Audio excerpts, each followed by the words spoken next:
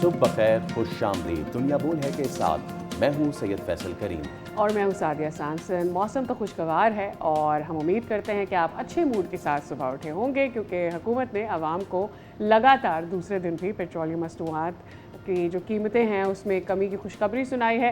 تو آج پھر قیمتوں میں کمی آ گئی ہے۔ آپ کو بھی یہ سن کر اچھا لگا ہوگا، کیونکہ 2 ہفتوں سے تو ہم یہ دیکھ رہے تھے کہ قیمتیں مسلسل بڑھائی جا رہی تھی، اور اگر کمی پیشی ہو بھی جاتی تھی تو وہ پیسوں میں کی جاتی تھی۔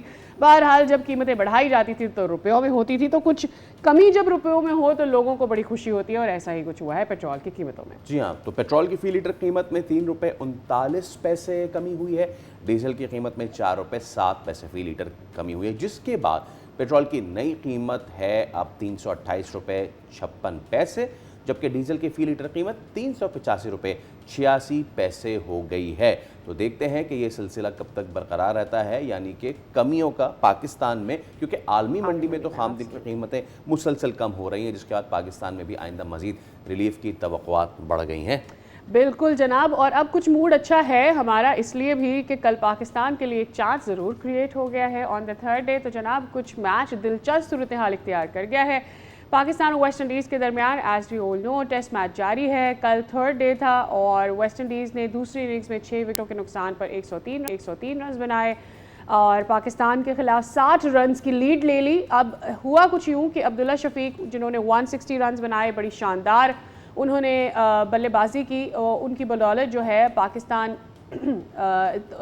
287 رنز بنا سکا، اور اس کے بعد ہم نے یہ دیکھا کہ کھیل اس وقت بھی دلچسپ ہو گیا جب ہمارے سپنرز نے کنٹین کر لیا ویسٹ انڈیز کو، اور اب صورتحال ایسا لگ رہا ہے اپیرنٹلی کہ پاکستان کے ہاتھ میں نظر آ رہی ہے۔ ویئر ایز مجھے ایسا لگتا ہے کہ Faisal will not agree with me from here کہ کیا ہم اچھا کر سکتے ہیں اس کے I am very happy for the third day, بہت مجھے اچھا لگا، آلدو کہ بابر 88 پہ آؤٹ ہو گئے جو انہیں رن آؤٹ نہیں ہونا چاہیے تھا، لیکن چلیں اس پہ تو ہم آگے چل کے بات کریں گے کہ ہمیں کتنا کانفیڈنس ہے اپنی ٹیم پہ، آگے چل کے ضرور بات کریں گے۔ لیکن ایک اور اچھی خبر کھیل کے میدان سے، وہ یہ کہ Thailand international taekwondo championship میں پاکستانی کھلاڑی نے لیا ہے gold medal. Thailand international taekwondo championship کے فائنل میں پاکستانی کھلاڑی احسان اللہ محسود نے سری لنکا کے کھلاڑی کو شکست دی۔ پہلے راؤنڈ میں ہی محسود نے قازقستان کے کھلاڑی کو شکست دی، فاتحانہ آغاز کیا، سیمی فائنل میں بھارتی کھلاڑی کو شکست دے کر فائنل کے لیے کوالیفائی کیا تھا۔ بالکل، اور پاکستان کے لیے اچھی خبریں آ رہی ہے کھیل کے میدان سے، تو جناب اس کا شو میں تذکرہ ہوتا رہے گا۔ فی الوقت اپنی ٹاپ سٹوری کی جانب بڑھتے ہیں۔ بہت ہی اہم دن پورا پاکستان منا رہا ہے، اور پاکستان 5 اگست کو یوم استحصال کشمیر کو سیلیبریٹ نہیں کہنا چاہیے، اس کو مناتا ہے، یاد کرتا ہے اس دن کو کہ جب انڈیا نے وہ حق کشمیر سے چھینا۔ ایک ایسا دن جسے پاکستان اور کشمیری عوام 2019 کے بھارتی اقدام کے بعد سے یوم سیاہ کے طور پہ مناتے ہیں، کہ وہ ایک حق جو کہ یونائٹڈ نیشنز نے کشمیر کو دے رکھا ہے، کہ جس میں انڈیا کبھی بھی اس کو بطور اپنا صوبہ، بطور اپنا حصہ جو ہے وہ ڈکلیئر نہیں کر سکتا، لیکن اس نے ایسا کیا۔ اور اس سے پہلے جس طور سے بھارت نے ظلم و بربریت کے پہاڑ توڑے ہیں، جس طرح سے ڈیموگرافی کشمیر کی چینج کرنے کی کوشش کی ہے، جس طرح سے وہاں پر انفراسٹرکچر کو بڑھنے نہیں دیا، ان کے کاروبار کو، وہاں پر رہنے والے لوگوں کو نقصان پہنچایا ہے، آج یہ وہ دن ہے کہ جب ان تمام صورتحال کو، اور خاص کر کے جو یوم استحصال منایا جاتا ہے 5 اگست کا، اس دن کو یاد کیا جائے۔ ایبسلیوٹلی، اور کشمیر کا مسئلہ کشمیری عوام کی خواہشات اور بین الاقوامی وعدوں کے مطابق حل ہونا چاہیے۔ پاکستان کا روز اول سے یہی سٹانس رہا ہے، اب عالمی برادری سے بھی یہی مطالبہ کیا جا رہا ہے۔ تو آج کے دن کی اہمیت اور اب تک کی جتنی بھی حریت پسندی کی تمام تر کاوشیں ہیں، کوششیں ہیں، ہم اس پہ بات کر لیتے ہیں۔ مشال ملک صاحبہ آج ہمارے ساتھ موجود ہیں، آپ اہلیہ ہیں حریت رہنما یاسین ملک صاحب کی۔ مشال صاحبہ السلام علیکم، اس اہم دن پہ ہمیں جوائن کرنے کے لیے آپ کا بہت شکریہ۔ 5 اگست 2019 کو آپ کس نظر سے دیکھتی ہیں؟ آپ کے خیال میں اس دن مقبوضہ کشمیر کی سیاسی، سماجی، انسانی صورتحال کو کس حد تک بدل دیا گیا تھا؟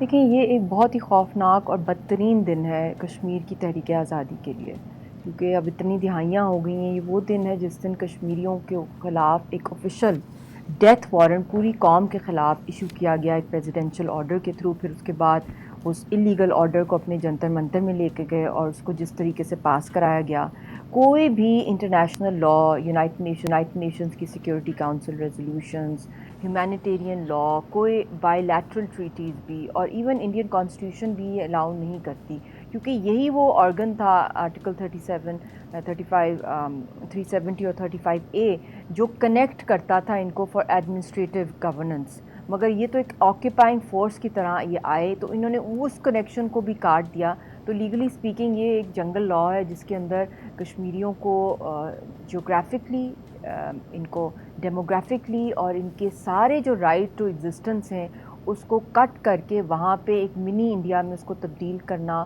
اور کشمیریوں کی ایک آفیشیل ان کی جو گورنمنٹ کی سرکار ہے مودی خونی سرکار کی طرف سے کہ آفیشیل ایک نہ صرف ایک ڈیتھ وارنٹ بلکہ جینوسائڈ کو انہوں نے ایک سٹیمپ لگا دیا اس دن کہ جتنا تیزی سے قتل عام ہوتا ہے تو اتنا ہی اچھا ہے تاکہ اور سے اور انڈینز وہاں پہ سیٹل ہوں. مشال، یاسین ملک کی اسیری اور پھر کشمیری عوام کی جدوجہد کو آپ کس طرح سے دیکھتے ہیں؟ دوسرا اسے اور بڑی اہم صورتحال ہم یہ بھی دیکھتے ہیں کہ یہ جو سچویشن کریٹ ہوئی 5 اگست کے بعد اس میں کشمیریوں کے لیے ان کی دی گئی قربانیوں کے لیے آپ کس طرح سے اس پوری چیز کو اسیس کرتے ہیں آج کا دن جس طور سے ہم منا رہے ہیں؟ دیکھیں، یاسین ملک صاحب ایک مرد مجاہد ہیں. انہوں نے اپنی جہاد جس طرح شروع کی پھر ایک مسلح جدوجہد سے وہ ایک سیاسی لیڈر کے طور پہ ابھر کر آئے تو ان کے لیے یہ قیدیں یہ بندشیں یہ کوئی معنی نہیں رکھتی جس طرح کی ان کی قربانیاں رہی ہیں. اور ظلم کے آگے ہمیشہ ڈٹ کے کشمیری قوم کھڑی رہی ہے اور ان کو لیڈ کیا یاسین صاحب نے اور جتنے بھی ہمارے عظیم حریت رہنما ہیں. تو یہ پھانسیاں یہ عمر قیدیں یہ کبھی بھی اس جذبے کو توڑ نہیں سکتی. تو یہ تو میں سمجھتی ہوں سب سے بڑی شکست ہے اگر مورلی بھی دیکھا جائے انسانیت کی دیکھا جائے کہ جس طریقے سے اس کو کچلنے کی کوشش کی ہے ہندوستان نے. مگر ان کی جو اسپرٹ ہے یاسین صاحب کی اور جو ان کی جو ول ہے جو ان کا ایمان ہے جو ان کی ڈٹرمنیشن ہے جو ان کا فیتھ ہے وہ ہر قدم ہر لمحہ ہر سانس کے ساتھ وہ بڑھتا ہی گیا اور ابھی بھی بڑھ رہا ہے. ان کے لیے یہ کوئی معنی نہیں رکھتی تہار کی جنہوں نے خود کہا تھا تہار کے دروازے کھول دو میں خود آ رہا ہوں میں بےتاب ہوں آنے کے لیے. تو یہ تو مقبول بٹ شہید کے فالوورز ہیں یہ تو افضل گرو کی لائن کے ہیں لاکھوں شہادتیں ہیں برہان وانی سے لے کر اب تک دیکھ لیں تو they are all freedom fighters. تو انہوں نے تو فائٹ کرنا ہے ٹل دی اینڈ. اچھا مشال صاحبہ یہ آپ سے ضرور جاننا چاہیں گے کہ جو بھارت نے آرٹیکل 370 اور 35A کی منسوخی جو کی تھی اس کے بعد کشمیری عوام کو سب سے بڑے کیا چیلنجز تھے جو درپیش آئے؟ دیکھیں میں کہاں نہیں آئی پرابلم کشمیریوں کو جب سے آرٹیکل 370 اور 35A ایبروگیٹ ہوا ہے. اس کے بعد جس طریقے سے ہمارے اسٹیٹ سبجیکٹ کو جس طرح کچلا گیا اور ڈومسائلز آلموسٹ 50 لاکھ ڈومسائلز ہندوستانیوں کے لیے ایشو کیے گئے اور وہ وہاں پر آ کے ان کے لیے سینک کالونیز بن رہی ہیں چاہے وہ بیوروکریٹک سسٹم ہو چاہے وہ اسٹوڈنٹس کی بات ہو ایجوکیشن کوٹا کی بات ہو چاہے وہ جابس کی بات ہو چاہے وہ نیچرل ریسورسز کی بات ہو محکمہ اوقاف کی بات ہو ساری جو ریلیجس بھی پوائنٹس ہیں چاہے ہمارا وہ ٹورزم ہو اس سب کا جو کنٹرول ہے پہلے بھی ان کا تھا اب 100% ان کا ہو گیا ہے 5 اگست کے بعد جس طریقے سے ان کی مونوپلی بڑھتی جا رہی ہے اور ہماری اکانومی کو ٹریلینز کا نقصان ہوا ہے چاہے وہ ٹورزم ہے ہارٹی کلچر ہے چاہے آپ ہینڈی کرافٹ انڈسٹری کو دیکھ لیں کرافٹ مین کو کچل دیا ہے کرش کر دیا ہے ہماری اپنی زمینوں کو ضبط کر دیا ہے کشمیریوں کی ہماری رائس کراپس کو جلایا گیا ہمارے ایپل آرچرڈس کو جلایا گیا اور پھر اس کے بعد ہماری فروٹ انڈسٹری نے جس طرح کیا تو اکنامکلی ایک بہت بڑا بلو آیا ہے. اور اس کے ساتھ ساتھ جس طرح یہ ایک پیڈی لینڈ ہے یہ واٹر باڈیز ہیں یہاں پہ جس طرح ہماری نہ صرف ڈل لیک کو پولیوٹ کر رہے ہیں اپنی over infestation of Indian forces in occupation بلکہ اس کے ساتھ ساتھ پیڈی لینڈ کے اوپر کیونکہ یہاں پہ گلیشیئرز بھی ہیں کہ اس کے اوپر یہ اپنی اتنی زیادہ اوور پاپولیٹ کر رہے ہیں انڈین عوام کو بھی وہاں پہ لے کر آ رہے ہیں جو پوری دنیا میں پیڈی لینڈ کے اوپر مطلب کہ بالکل بینڈ ہے کیونکہ یہاں پہ ایکسٹریم فلڈنگ کی جو ہے وہ پاسبلٹی بھی ہے اور پوری گلوبل وارمنگ بھی اس سے افیکٹ ہوتی ہے. تو اس کے تو ہر لحاظ سے انسانی حقوق کے حوالے سے بھی آپ دیکھ لیں تو وہ تو اس کی کوئی مثال ہی نہیں ہے. سارا کا سارا مقبوضہ جموں کشمیر ایک محاصرے میں ہے 70 سال سے اوپر ہو گئے ہیں اور لاکھوں کی تعداد میں لوگ انڈر گراؤنڈ ٹارچر سیلز کے اندر ہیں اور جیلوں کے اندر ہیں ان مارکڈ گریوز کے اندر ہیں ہزاروں نہیں لاکھوں کی تعداد میں لوگ مسنگ پرسنس کے اندر ہیں rape as a weapon of war ہے پیلٹس یوز کی جاتی ہیں کیمیکل ویپنز یوز کیے جا رہے ہیں. تو دیر از نو اینڈ ٹو اٹ اور اب تو بالکل ہی کوئی بھی وہاں کی کوئی خبر ہی نہیں نکل سکتی جب سے 5 اگست ہوا ہے۔ مشال صاحبہ، ہم یہ تو جانتے ہیں کہ انٹرنیشنل میڈیا کی ریچ نہیں ہے، اور اب ہم یہ بھی دیکھ رہے ہیں کہ اس ایووک کرنے کے بعد 37A کو، اس کے بعد سے بھی ہم دیکھ رہے ہیں کہ وہاں پر انٹرنیشنل میڈیا کو آزادی کے ساتھ نہیں ریچ کرنے دیا جا رہا۔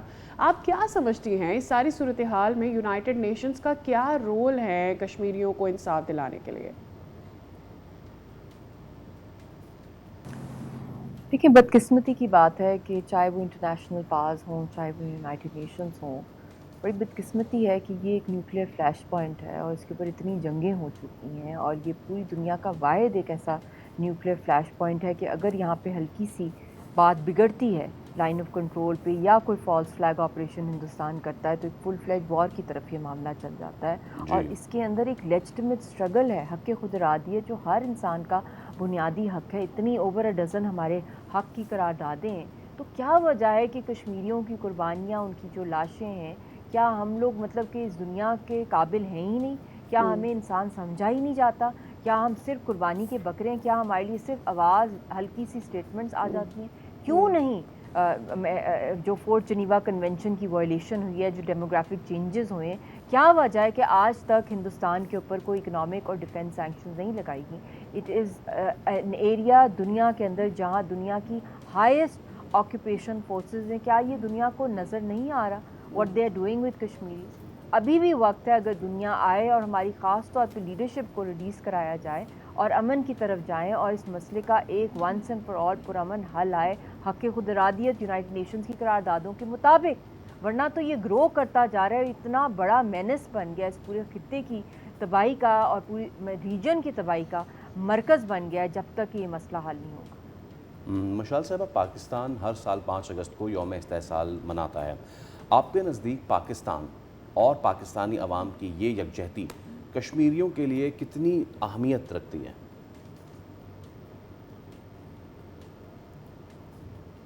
دیکھیے، شروع سے پاکستانی قوم، آزاد کشمیر کے لوگ جو بیس کیمپ ہے، آپ سب، اور ڈائسپورا بھی ہمارا سارا، تحریک آزادی کشمیر کے لیے آپ سب لوگوں کے دلوں میں درد بھی ہے، آپ کام بھی کرتے ہیں، آپ لوگ آواز بھی اٹھاتے ہیں، چاہے وہ 5 فروری کی بات ہو، چاہے وہ مارکہ حق کی بات ہو، چاہے وہ 5 اگست کی بات ہو۔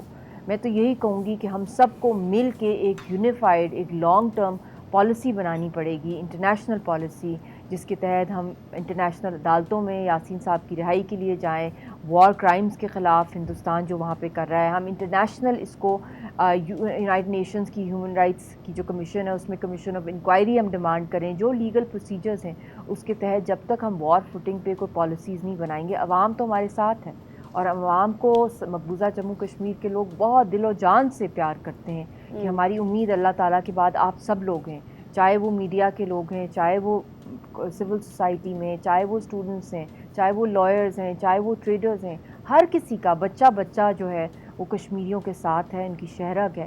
مگر میں سمجھتی ہوں کہ اگر ایک کوئی پالیسی نہیں بنی تو میرے خیال میں ہم بہت سی گولڈن اپرچونیٹیز مس کر دیں گے، کیونکہ مارکہ حق کے بعد دنیا بھر کے اندر اس وقت پاکستان کو بہت سا پذیرائی مل رہی ہے، اور یہ جنگ کی جو برکت بھی ہوئی وہ کشمیر پہ لڑی گئی۔ تو ہمیں تو اس وقت اس پورے خطے کو امن کا گہوارہ بنانا ہے، اس کے لیے اونلی اس کا ایک ہی راستہ ہے کہ کشمیر کا مسئلہ حل کیا جائے، اس کو ہائی لائٹ کیا جائے۔ بطور اہلیہ یاسین ملک کے، طویل قید کے دوران آپ نے کن جذباتی اور عملی مشکلات کا سامنا کیا ہے، اور اس سٹرگل میں آپ کے اپنے لیے کیا سیکھ رہی ہے؟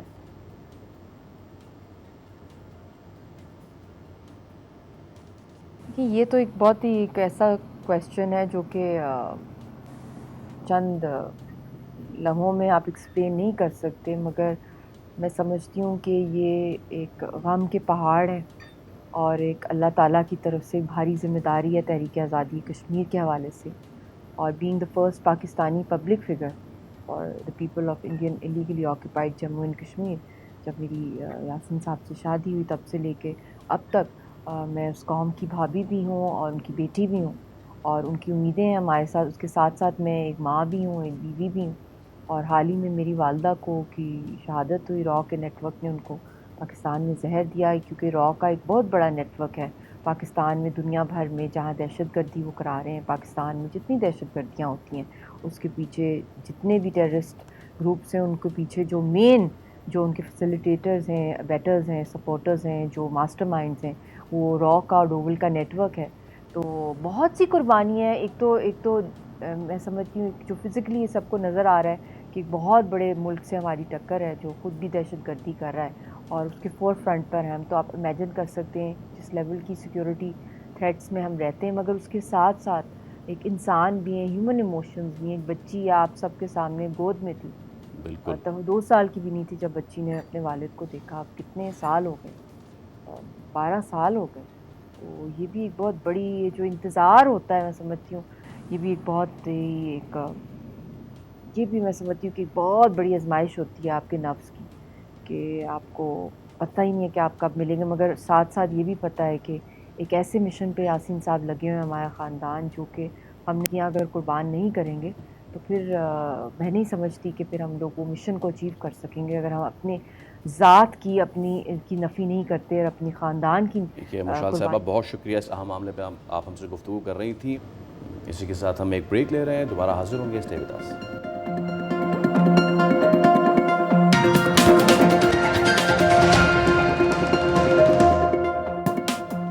Welcome back again. तो चलिए अब वक्त है कि हम थोड़ा मौसम की सूरत हाल के हवाले से भी डिस्कस करें, because as it is said कि 5 अगस्त तक मौसम इस तरह से ही रहना था, तो अब इसके बाद मौसम की क्या सूरत हाल बनेगी ये भी जानना ज़रूरी है। तो जनाब, मानसून का ताकतवर सिस्टम एक बार फिर से मुल्क के मुख्तलिफ हिस्सों पर असरअंदाज हुआ है। महकमा मौसमियात और NDMA ने शहरियों को अलर्ट जारी किया है और मूसलाधार बारिश और साथ में अर्बन फ्लडिंग, लैंड स्लाइडिंग के खदशात का इज़हार किया है।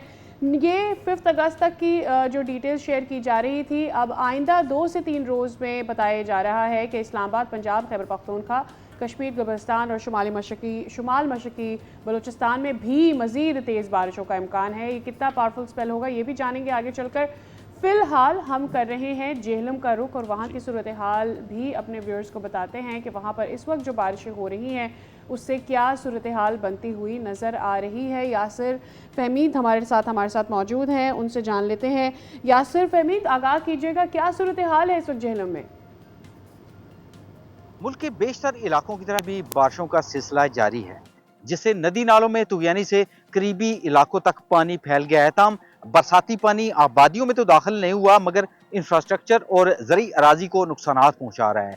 गुज़श्ता रोज़ मूसलाधार बारिश से बड़ागवा की मरकजी शाहराह पर बनी एक पुली पानी के बहाव बर्दाश्त न कर सकी, जिससे पानी और सड़क का कुछ हिस्सा मुकम्मल तौर पर पानी की नज़र हो गया, जिससे कई देहात का ज़मीनी राब्ता मुकम्मल मुनक़ता होने से शहरियों को शदीद अजियत में दो चार कर गया है। यहाँ मैं बताता चलूँ कि ये पुली 1 माह पहले तामीर की गई थी। नाकस मटेरियल और डिज़ाइन न होने की वजह से एक रेला भी बर्दाश्त न कर सकी। बोल न्यूज़ की खबर पर महकमा इशारात पंजाब और इंतजामिया की टीमों ने मौका का दौरा किया और आर्जी बहाली के हवाले से सोच विचार की, मगर बरसाती नाला होने की बायस इस पे आर्जी बहाली जो है वो मुमकिन नहीं है, जिसकी वजह से शहरियों को आमदोरफ्त में शदीद दुश्वारी का सामना करना पड़ेगा।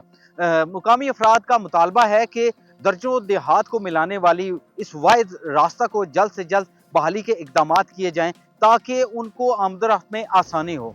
जी यासिर फहमीद आप हमें अपडेट कर रहे थे जेहलम से। अब ज़रा खैबर पख्तूनख्वा का रुख कर लेते हैं। यहाँ पे मानसून बारिश का सिलसिला वक्फे से जारी है और बताया ये भी जा रहा है कि बारिशों के तीसरे स्पेल का अलर्ट भी अब जारी कर दिया गया है। तो क्या कुछ एक्सपेक्टेड है, बात कर लेंगे अपने नुमाइंदे चौधरी कैसर से। जी चौधरी कैसर, बताइए खैबर पख्तूनख्वा के बारिशों के हवाले से और क्या तफसीलात हैं?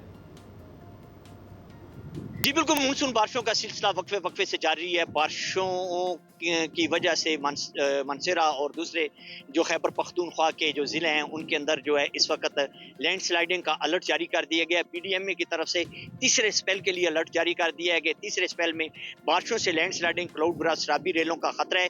खैबर पख्तूनख्वा के तमाम अजला में इस वक्त बारिशों ने बलाई पहाड़ी इलाकों में तबाही मचा दी है। अगर हम बात करें ज़िला मनसेरा के सियाती मुकामात की, तो अब तक वादिया कगान और सिरन वैली के अंदर 6 राब्ता पुल और 4 मकान और 1 होटल जो है उसे जुज़ी तौर पर नुकसान पहुंचा है और 6 जो राब्ता पुल हैं वो दरिया बुर्द हो चुके हैं। और लैंड स्लाइडिंग और सैराबी रेलों से की तरफ से जाने वाले तमाम जो रास्ते हैं उसके अंदर जो है स्याहों का जो है दाखिला बंद कर दिया गया है ताकि कोई भी नाखुशगवार जो वाक़या है वो पेश ना आ सके। महकमे मौसमियात की पेशगोई के मुताबिक बारिशों का जो सिलसिला है वक्फे वक्फे से जारी रहेगा, जिसकी वजह से मानसेरा और खैबर पख्तूनख्वा के जो बलाई पहाड़ी इलाके हैं वहाँ पर सैलाबी रेलों और लैंड स्लाइडिंग का खतरा है। जी तो जनाब, अब आज़ाद कश्मीर की सूरत हाल भी अपने व्यूअर्स के साथ शेयर कर लेते हैं। और यहाँ इन दिनों बादलों का राज है और आज बुध के लिए थंडर स्टॉर्म की भी प्रेडिक्शन की गई है। तो क्या सूरत हाल बनेगी, मौसम किस हद तक वहाँ के लोगों को अफेक्ट कर सकता है, इसकी सूरत हाल बशारत मुगल हमारे साथ मौजूद हैं, वो हमें बताएंगे। बशारत, आगाह कीजिएगा, थंडर स्टॉर्म की भी प्रेडिक्शन है, क्या सूरत हाल है? कश्मीर के मौसम की बात की जाए तो इन दिनों सुबह और शाम के औकात में मूसलाधार जो बारिश हो रही है उसके बायस आज़ाद कश्मीर का जो मौसम है वो खुशगवार है। मैं इस वक्त मौजूद हूँ आज़ाद कश्मीर के दारुल हुकूमत मुजफ्फराबाद में। मुजफ्फराबाद और इसके गिरदोनवा में फिर बादल आना शुरू हो चुके हैं। बिल्कुल मेरे यक़े में आप देख सकते हैं जो बुलंदो बाला पहाड़ों का ये इस वक्त दिलकश मंजर है। बलाई इलाकों में ठंडी ठंडी हवाओं का बसेरा है। आज़ाद कश्मीर के जितने और मैदानी और बलाई इलाके जो मुसलसल मूसलाधार बारिशें हो रही हैं उसके बायस नदी नालों और दरियाओं के अंदर जो पानी की सतह है वो मुसलसल बुलंद होती जा रही है। State disaster management authority Azad Kashmir ने अलर्ट भी जारी किया है कि अवाम उन्नास इन मूसलाधार बारिशों जो मानसून की हो रही हैं, एक तो नदी नालों के करीब हरगिज़ न जाए और दूसरा बलाई इलाकों का जो रुख है हरगिज़ न करे, क्योंकि फिसलन के वक्त किसी भी वक्त कोई हादसा रौनमा हो सकता है। दूसरी जानब मौसम का हाल बताने वालों का कहना है कि आइंदा 24 घंटों के दौरान तेज हवाओं गरज चमक के साथ मजीद बारिश का इम्कान है। जी बशारत, आप हमें आगाह कर रहे थे आज़ाद कश्मीर की सिचुएशन से। Just going through a report Sadia, और प्री मानसून से लेके अब तक जो मानसून है उसमें ऑन एवरेज 13% नॉर्मल है, कहीं किसी सूबे में 23% अबव नॉर्मल है। तो हम ज़रा बात कर लेते हैं इस ट्रेंड पे कि अगर तो प्री मानसून में अबव नॉर्मल बारिशें हैं, is it a good trend और व्हाट? अब तक मानसून की क्या सूरत हाल रही है, आगे हम क्या एक्सपेक्ट करें? डॉक्टर ज़ैनब नईम, माहिर माहौलियात, हमारे साथ मौजूद हैं। डॉक्टर ज़ैनब, अस्सलाम वालेकुम और thank you so much for your time. This one trend जो मैं देख रहा हूँ और जो हमारा नेशनल एवरेज है प्री मानसून का वो 13% अबव द नॉर्मल रहा है। पंजाब में 23, खैबर पख्तूनख्वा में 15%, AJK 22 और बलूचिस्तान में 10%, सारे अबव नॉर्मल रहे हैं। माय क्वेश्चन है कि पिछले साल हमने देखा कि बहुत तबाही हुई, इस बार इतनी ज़्यादा वो तबाही नहीं, अल्लाह का शुक्र है कि हुई है। क्या हमने प्रिपेयर्डनेस ज़्यादा बेहतर की है, हम मिटिगेट बेहतर कर रहे हैं, या फिर कुछ और चीज़ है, या फिर बारिशें कम हुई हैं? नो इसमें सबसे बड़ी वजह यह है कि एल नीनो की वजह से जो मानसून की बारिशें हैं वो ज़रा देर से एंटर हुई हैं पाकिस्तान में। और जुलाई के मतलब सेकेंड वीक से ये सिलसिला शुरू हुआ है। उससे पहले जो हल्की फुल्की बारिशें थी वो वेस्टर्न डिस्टर्बेंसेस मौजूद थी मुल्क में, जो खास तौर पे नॉर्दर्न एरिया साइड पे, वहाँ पे इस वजह से बारिश हुई। लेकिन मानसून जो बे ऑफ बंगाल से उठती है वो ज़रा डिले होके एंटर हुई क्योंकि एल नीनो चल रहा था। तो ये एक तरह से खुशकिस्मती भी रही है कि वरना जो ट्रेंड हमने पिछले साल देखा था, अगर एल नीनो नहीं होता तो शायद हम उससे ज़्यादा जो है बुरी सिचुएशन हम फेस कर सकते थे। एल नीनो ने इसको सप्रेस किया, हाँ, लेकिन एल नीनो के वजह से जब भी बारिश होती है शदीद गर्मी के बाद तो वो उसमें शिद्दत ज़्यादा होती है, क्योंकि गर्म हवा अपने अंदर मॉइस्चर ज़रा 1 डिग्री सेल्सियस राइज के साथ 7% ज़्यादा होल्ड करती है। तो एक तो ये सिलसिला था। दूसरा सिलसिला ये था कि बदकिस्मती ये है कि हम समझते हैं तैयारी का मतलब है कि हमारा रिस्पॉन्स कैसा रहेगा। आप किसी भी इदारे से बात करें हुकूमती, वो यही आपको कहेंगे कि हमारा पिछले साल की निस्बत बहुत अच्छी तैयारी। वो तैयारी नहीं होती, वो रिस्पॉन्स होता है। और कि आप कितनी जानें बचा ली, हम शायद इसी को लॉस एंड डैमेज समझते हैं, लेकिन एक्चुअल में लॉस एंड डैमेज हमारा तभी से शुरू हो गया था जब शदीद गर्मी की लहरें शुरू हुई थी। हीट इंडेक्स जो है वो 50 क्रॉस किया था और हमारी ज़रात जो है वो तबाह होना शुरू हो गई थी, आबी ज़खायर सूखना शुरू हो गए थे। अभी बहुत ज़्यादा हर तरफ पानी ही पानी है, लेकिन ये पानी भी ज़ाया जा रहा है। तो ये लॉस एंड डैमेज होता है कि जब हम अक्टूबर तक एल नीनो का सिलसिला चलना है, और कहा यह जा रहा है कि शायद 2027 तक भी ये मॉडल जो प्रेडिक्ट करें चले, तो फिर फूड इनसिक्योरिटी, पानी की किल्लत और ये सारे मामला मजीद बढ़ेंगे। तो तैयारी हमारी कोई नहीं है। हाँ, रिस्पॉन्स फ्लड्स के हवाले से हमारा थोड़ा बेहतर हुआ। राइट, हमने अपनी सैटेलाइट्स के ज़रिए कोशिश की कि जी हम अपने ग्लेशियल मेल्स को पकड़ सकें। हम क्या प्रेडिक्शंस हमने अपने किसानों के लिए, एग्रीकल्चर के लिए करनी है, اس کو بھی سمجھ سکیں. لیکن آپ کتنی بھی سیٹلائٹ سے امیجز نکال لیں, اگر آپ یہ سب جاننے کے بعد اس کے جواب میں تیاری نہیں کر رہی تو آپ کر رہے تو کیا ہی حاصل کریں گے. ابھی بھی ہم نے دیکھا جس طرح سے آپ نے پانی کے ضائع ہونے کا ذکر کیا, that's where I am gonna be bringing you. پانی ضائع ہو رہا ہے. پچھلی بار جب سیلاب آیا تو ہم نے بڑا ڈیمز کا ذکر کیا, لیکن پھر ہم نے ریزروائرز کے اوپر اس طرح سے دھیان نہیں دیا. اور اب پھر یہ جو پانی ہے یہ گلیشیل میلٹس کا ہے, بارشوں کا پانی تو فصلوں کو نہیں ملا. بالکل, یہ جو ہماری پاکستان میں مسئلہ یہ ہے کہ سیلاب اب موسمیاتی تبدیلی کے اثر سے زیادہ گورننس کا مسئلہ بن چکا ہے. پانی کی مینجمنٹ اب ہم پہ ڈپینڈ کرتی ہے. اس میں سیلابی پانی کو زیر زمین پانی کے ریچارج کے لیے کیسے استعمال کیا جا سکتا ہے. پھر جو چھوٹے چھوٹے ریزروائر یا ڈیمز ہوتے ہیں, کم از کم ان پہ تو کام شروع کیا جائے, جو مختلف ڈسٹرکٹ لیول پہ جو مسائل ہیں وہ حل کیے جا سکتے ہیں. فصلوں کے حوالے سے ظاہر ہے جو آپ کی وہ بیلٹ ہے چناب والی جہاں بھارت آبی جاریت کرتا ہے, وہاں پہ آپ نے کوئی ٹیسٹنگ پائلٹ ٹیسٹنگ ہی نہیں کی کہ کون سی وہ فصلیں لگائی جا سکتی ہیں جو پانی کم استعمال کر سکتی ہیں. کوئی ریسرچ, کوئی لانگ ٹرم ویژن پلان ہمارا ہے ہی نہیں, نہ کلائمیٹ کو لے کے نہ زراعت کو لے کے. یہ ایڈ ہاکزم کی بیسس پہ ہم ایک دم پالیسی نکال لیتے ہیں اور کام شروع کر دیتے ہیں. تو یہ انفارچونیٹلی کوئی ہمارا اس سلسلے سے, اس حوالے سے کوئی ہماری پرائرٹی نہیں ہے, جس کی وجہ سے ہم پانی کی قلت یا پانی کی زیادتی دونوں اس وجہ سے ہم فیس کر رہے ہوتے ہیں. ٹھیک ہے ڈاکٹر زینب نعیم, بہت شکریہ آپ کے وقت کے لیے. اور جیسا کہ آپ بھی کہہ رہی تھی کہ اس سال کچھ بہتری ضرور نظر آئی ہے, لیکن اس کی وجہ یہ بھی ہے کہ موسم نے بھی وہ تیور نہیں دکھائے جو پچھلے سال دکھائے تھے. آگے چل کے اس موضوع پہ مزید بھی آنے والے شوز میں بات کریں گے کہ ہماری پریپیئرڈنس, الرٹنس کہاں تک پہنچی ہے. لیکن ایک بہت اہم معاملہ جو اس وقت زبان زد و عام خاص ہے, اور وہ کراچی کا نوجوان تاجر میر رضا قتل کیس. اس میں تحقیقات کا دائرہ اب مزید وسیع ہو گیا ہے, اور سی ٹی ڈی نے مقتول کی سمارٹ واچ ان لاک کر لی ہے, جس سے اہم ڈیجیٹل شواہد حاصل ہونے کا دعویٰ کیا جا رہا ہے. ایبسلیوٹلی, ہمیں یاد رکھنا چاہیے کہ اسمارٹ واچ سے آپ کسی کی دل کی کیفیت کو, اس کا کتنا واک ہے, اور سب یہ چیزیں ڈیٹیل میں حاصل کر لیتے ہیں, جس کی وجہ سے ڈیٹیکٹ کیا جا سکتا ہے کہ کیا کوئی شخص کسی سٹریس میں تھا, اور اس طرح کی ڈیٹیلز. ادروائز تو فون پہلے ہی حاصل کر لیا گیا تھا, اس سے بہت ساری ڈیٹیلز پہلے ہی آ گئی ہوں گی ٹرانزیکشنز. بٹ لیٹس سی کہ یہ دونوں جو اہم پیش رفت ہوئی ہیں, اس پر پولیس کسی نتیجے پر پہنچ پائی ہے یا نہیں پہنچ پائی ہے. اب جو سی سی ٹی کے مطابق اسمارٹ واچ سے لین دین اور دیگر اہم جو معلومات ہیں وہ بھی حاصل کر لی جائیں گی, اور موبائل فون کا ڈیٹا جو حذف کیے جانے اور فون کا لاک تاحال نہ کھلنے کی بھی تصدیق ہے. تو اب ایک طرف یہ ہے, اور دوسری جانب پولیس سرجن نے ابتدائی پوسٹ مارٹم میں عام سوالات اٹھائے ہیں, اور مقتول کے اہل خانہ مسلسل یہ موقف اختیار کیے ہوئے ہیں کہ پولیس کے اوپر وہ ٹرسٹ نہیں کر پا رہے ہیں. خرم گلزار ہمارے نمائندے ہمارے ساتھ موجود ہیں, ان سے بات کرتے ہیں. خرم, سب سے پہلے تو جو لیٹسٹ ڈیولپمنٹ ہوئی ہے, جو ان کی سمارٹ واچ ہے اس کو ان لاک کیا گیا ہے, پولیس اس سے کیا ریٹریو کر پائی ہے انفارمیشن, اگر آپ ہمیں بتا سکیں تو. دیکھتے ہیں, بالکل اسمارٹ واچ جو ہے اس کو ان لاک کر لیا گیا ہے. موبائل فون کے بارے میں ابھی بھی کوشش کی جا رہی ہے کہ کسی طرح سے اس کو ان لاک کیا جائے, تاکہ عام جو شواہد ہیں, عام معلومات ہے, وہ تفتیش کی کام تک پہنچ سکے. جو اگر ہم ڈیجیٹل واچ کی بات کریں تو اس سے جو چیک کی گئی تھی, جو اس میں نوٹیفیکیشن موجود تھے, جس میں کچھ ٹرانزیکشن کی سامنے آئی ہیں, کچھ میسیجز تھی جو موصول سامنے آئے ہیں, جس کا ذکر ہم نے کل بھی کیا تھا کہ 3 کروڑ روپے کی بات تھی, جو کہ میسج کیے گئے تھے کہ اس کو ضرورت ہے. اسی طرح سے وہ چیزیں بھی سامنے آ چکی ہیں. اب معاملہ صرف اس طرح پہ کہ یہ جو لاش ہے, یا لاش یہاں سے کیسے آئی ہے, یا لاش قتل کیا گیا ہے, کیونکہ جائے وقوع سے جو بلڈ ہے وہ نہیں مل سکا ہے. اس کے بارے میں کوشش کی جا رہی ہے, کیونکہ وہ مٹی کا تیل تھا. لیکن جو پولیس سرجن ڈاکٹر سمیہ ہیں, ان سے ہماری بات کہنا یہ ہے کہ اس جگہ کی مٹی کو بھی دیکھا جاتا ہے, اس کی ڈیپ چیک کی, کیونکہ ایک انسانی جسم میں 5 میٹر کے قریب جو ہے وہ بلڈ موجود ہوتا ہے. جو وہ بلڈ, اور جو موت ہوئی ہے وہ بلڈ بہنے کی وجہ سے موت واقع ہوئی ہے.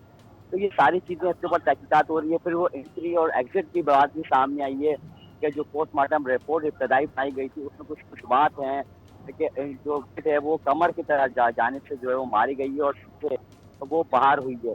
حوالے سے ایک بار پھر جو ہے وہ جو تفتیش کار ہیں ان کو مشکلات پیش آ رہے ہیں سارے معاملات میں, کیونکہ ایمبولینس کی جو رپورٹ بہت اس کیس میں عام اختیار کر گئی ہے. اب دیکھنا یہ کہ جو اہل خانہ ہیں ان کو پہلے بھی یہی کہنا تھا کہ ان کے بیٹے کو قتل کیا گیا, لیکن کچھ شواہد ایسے سامنے آ رہے ہیں جس سے یہ سارا معاملہ جو ہے خودکشی کی جانب جا رہا تھا. لیکن اس بار پھر اس معاملے نے یو ٹرن لیا ہے. ممکن ہے کہ ہو سکتا ہے کہ دوبارہ سے پوسٹ مارٹم کی جو رپورٹ ہے اس کا معائنہ کیا جائے اور اس کو اور تمام جو بلڈ ہے انٹری ایگزٹ پوائنٹس ہیں جو باڈی کے ان کی جو تصاویریں موجود ہیں ان کو دوبارہ معائنہ کیا جائے اور ممکن ہے کہ شاید دوبارہ میڈیکل بھی کرایا جائے اچھا تاکہ یعنی کیس کو مزید شفاف ایک تو کیا یہ جائے. جو پوسٹ مارٹم رپورٹ آئی ہے اس میں ایک چیز تو واضح ہے کہ گولی کا جو نشان ہے جو بڑا سوراخ ہے وہ سامنے ہے. جب انٹری ہوتی ہے اگر سامنے سے گولی ماری جائے تو سامنے چھوٹا اور پیچھے بڑا سوراخ ہوگا.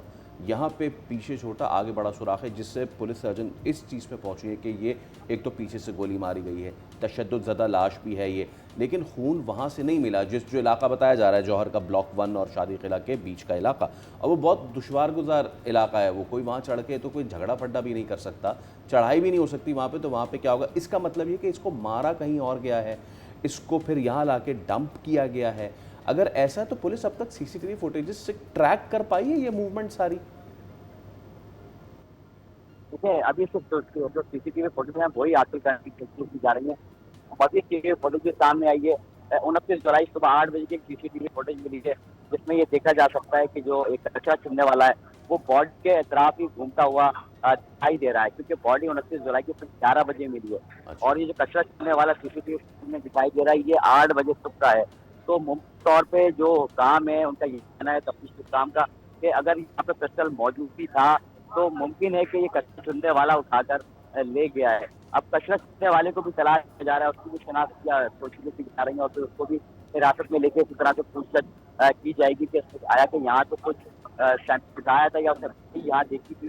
کیونکہ جو 28 جولائی کی بات کریں تو 28 جولائی کے دن کی اوقات میں نرسری پہ جو ایک شخص موجود ہوتا ہے اس نے پولیس کو یہی بیان دیا کہ اس نے 28 جولائی کو یہاں کوئی ڈیڈ باڈی نہیں دیکھی.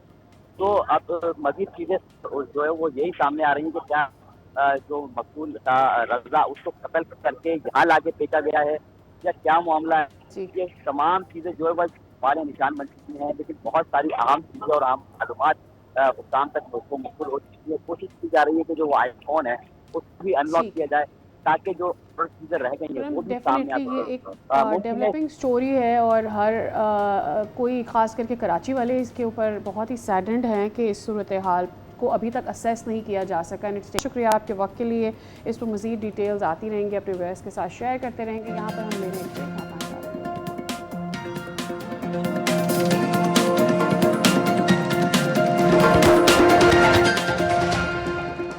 Welcome back. پاکستان آن اے رول, اور کل پاکستان نے جو آخری سیشن تھا, تیسرے دن کا آخری سیشن, کمال کر دیا اور پہلی اننگز کی برتری جو ہے اب اس کو پہلے پاکستان نے ختم کیا. پھر ویسٹ انڈیز کے 6 کھلاڑی آؤٹ کر دیے ہیں.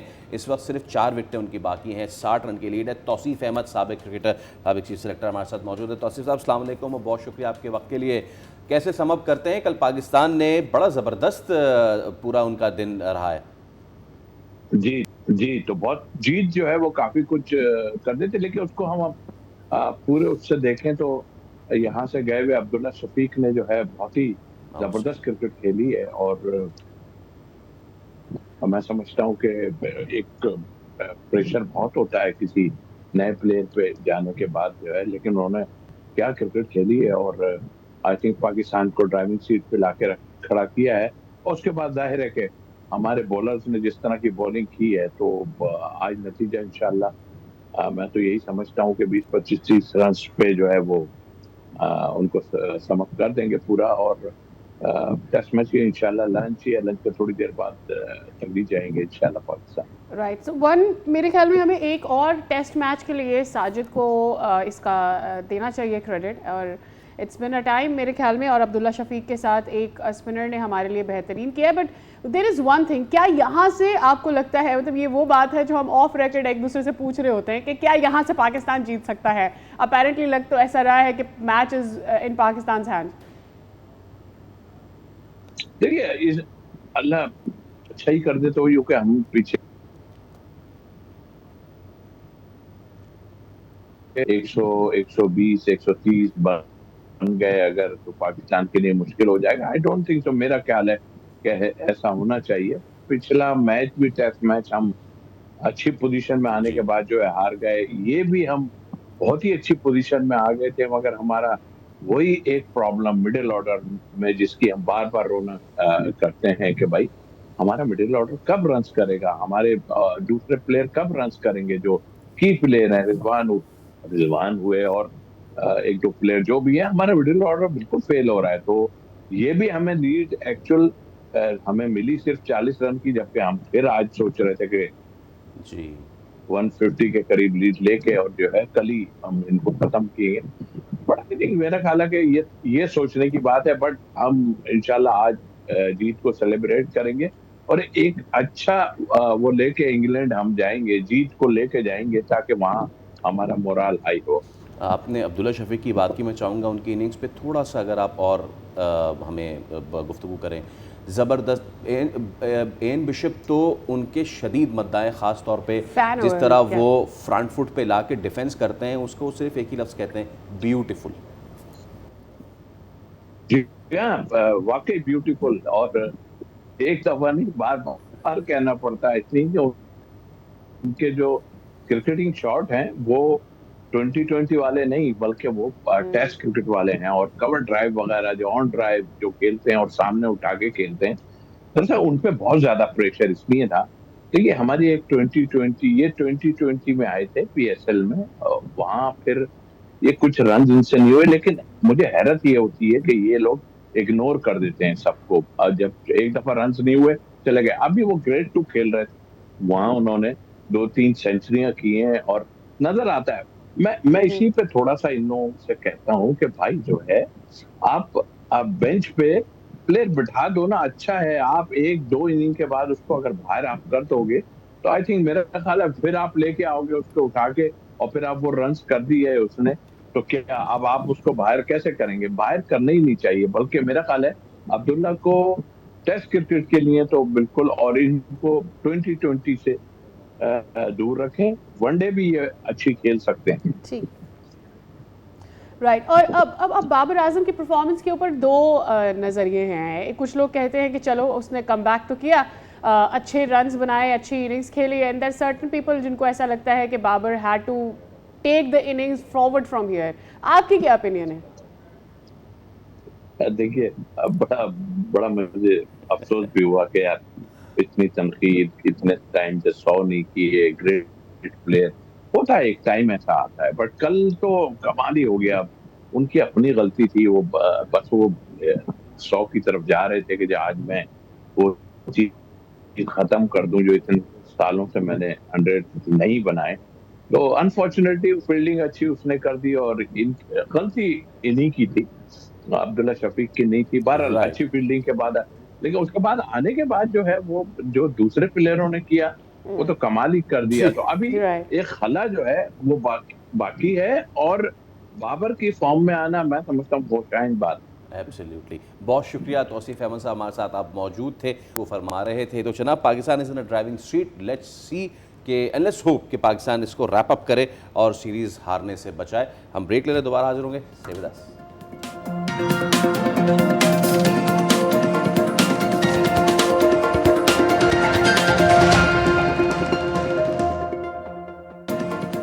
दुनिया बोल में एक बार फिर आपको खुशामदीद कहते हैं, और बहुत अच्छा लगता है कि जब इस प्लेटफॉर्म से कोई आवाज़ उठे और वो मुख्तदर हलकों तक पहुँचे और फिर मज़लूम की आवाज़ बने। तो ऐसे ही बोल न्यूज़ मज़लूमों की आवाज़ बना। HIV से मुतासरा बच्चों की इमदाद के लिए आवाज़ उठाई गई थी और उस पर अब एक्शन ले लिया गया है। दुनिया बोल है में हमारे ही शो में, हमारे प्लेटफॉर्म पे HIV मुतासरा बच्चों के वालिद आए थे, मोहम्मद आफ्ताब। उन्होंने हुकूमत से मदद की अपील की थी, उन्होंने अपना सारा जो दुख दर्द था वो हमारे साथ बांटा था, और अब इक़दाम इस पर उठाया गया। सादिया, बिल्कुल, हुकूमत सिंध ने अहम इक़दाम ये लिया है कि इन ख़ानदानों की कफ़ालत की जाएगी। जो मुतासरा ख़ानदान हैं उनको माहाना 40,000 से 80,000 रुपये तक दिए जाएंगे, और इस मुआवनत के साथ साथ 2 अरब रुपए का जो एंडोमेंट फ़ंड है वो भी इसके ऊपर तय कर दिया गया है। तो मज़ीद इसकी कार्रवाई को तेज़ भी किया जा रहा है, मॉनिटरिंग को HIV की जो है उसे बढ़ा दिया गया है। ऐसे में वो सारे ख़ानदान जो कि इस केस के अंदर ख़ास तौर पर मुतासर हुए थे, और एक ही ख़ानदान के कई बच्चे मुतासर हुए थे, उनको रिलीफ देने के लिए और उनके इलाज की ज़िम्मेदारी लेने के लिए हुकूमत ने ये एक्शन लिया है। इसी पर बात करते हैं, हमारे साथ मौजूद है। इससे पहले हम सुखदेव सरदार हमनानी साहब के पास जाएँ। वो जो गुफ्तगू हुई थी आफ्ताब साहब की हमसे, ज़रा वो सुन लेते हैं। ये कि आप एहतजाज भी किया है ना, सुनी जाएगी आप लोगों की बात और किसी एक्शन की तवक्को कर रहे हैं आप हुकूमत से? ابھی سب سے زیادہ ضرورت اس چیز کا ہے کہ ہمارے بچوں کا اچھا سے اچھا جگہ میں علاج ہو جائے، اور جو آپ نے فنڈ منظور کیا وہ ہمیں فوری طور پہ 1 ہفتے کے اندر ملے، کیونکہ ہمارے اوپر خراش ہوئے مکان بھی روز رات کو ذلیل کرتے ہیں، دکاندار بھی ذلیل کرتے ہیں۔ تو یہ آپ نے گفتگو سنی سکھدیو سرداس ہمنانی، ترجمان سندھ حکومت ہمارے ساتھ موجود ہیں۔ سکھدیو، گڈ مارننگ اور بہت شکریہ سب سے پہلے تو اس چیز کے لیے بھی کہ اس چیز کو سنا گیا ہے اور سمجھا گیا ہے اور یہ ساری باتیں ہوئی ہے۔ ناؤ دا تھنگ اس کہ یہ پروسیس کس طریقے سے ہوگا، ان کی ایجوکیشن میں مدد کی جائے گی یا جابس مدد کی جائے گی، اگر آپ ہمیں تھوڑا سا پروسیجر بتا سکیں۔ Thank you for having me on your show. دیکھیں اس پہ ابھی سے نہیں، سائلنٹلی ہم اکتوبر 2025 جب سے کیسز آنا شروع ہوئے تب سے کام کرتے ہیں۔ انڈاؤمنٹ فنڈ جو 2 بلین روپیز کی بات ہو رہی ہے، یہ لاسٹ منتھ ہی قائم کر دیا گیا تھا، جس کے تحت ایک اسٹائپنڈ جو ہے منتھلی، آلدو ان کی جو ٹریٹمنٹ ہے، جو بیسٹ ٹریٹمنٹ اویلیبل ہے ان پاکستان، وہ ان کو جو بچے ہیں جہاں پہ ہمارے انٹری ریٹرووائرل سینٹرز ہیں وہاں پہ رجسٹرڈ ہیں بچے، جو کہ وی سی سی میں بعد میں لانڈی سے جو بھی کیسز آئے تھے ان کو علاج مل رہا ہے۔ بٹ کیونکہ آپ کو پتہ ہے HIV کے ساتھ اسٹگما ایسا ہے کہ پھر سوشل انٹیگریشن، بچوں کی تعلیم، ان سب چیزوں میں مسئلہ ہوتا ہے۔ Chief minister Sindh and labour department and labour minister decide ہم نے ان بچوں کو کبھی بھی اکیلا نہیں چھوڑنا۔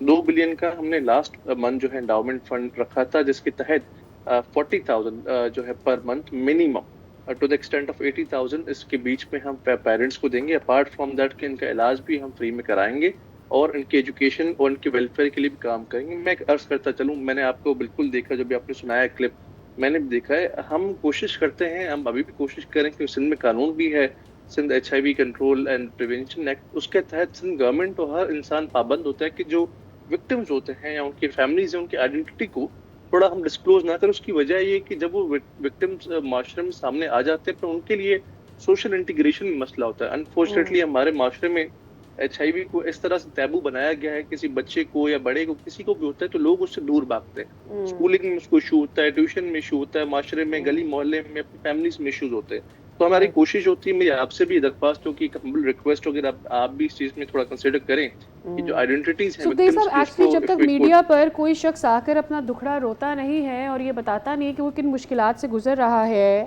ان مسائل کا حل ہوتا نہیں ہے۔ HIV ایک بہت اچھی بات یہ ہو گئی کہ سندھ حکومت نے اس کے اوپر ایکشن لے لیا اور فوری طور پر ان لوگوں کو فراہم ریلیف کر دیا جائے۔ ہم یہ امید رکھتے ہیں جو بھی ان کے لیے فنڈ طے ہوا ہے۔ یہ بتا دیجیے گا کہ ایک ہی خاندان کے کئی بچے ہیں، جیسے یہ آفتاب صاحب سے ہماری بات ہو رہی تھی تو ان کے 4 بچے اس سے متاثر ہوئے ہیں، تو اس فنڈ کو ڈیوائڈ کیسے کیا جائے گا؟ خاص کر کے وہ لوگ، جیسے یہ بتا رہے تھے کہ ان کے دوست بھی ہیں جن کے بچوں کو HIV ہوا ہے اور ان کی بھی جاب چھوٹی ہے، تو وہ لوگ جو اپنی جاب سے ہاتھ دھو بیٹھے ہیں ان کو کس طرح سے مدد فراہم کی جا رہی ہے؟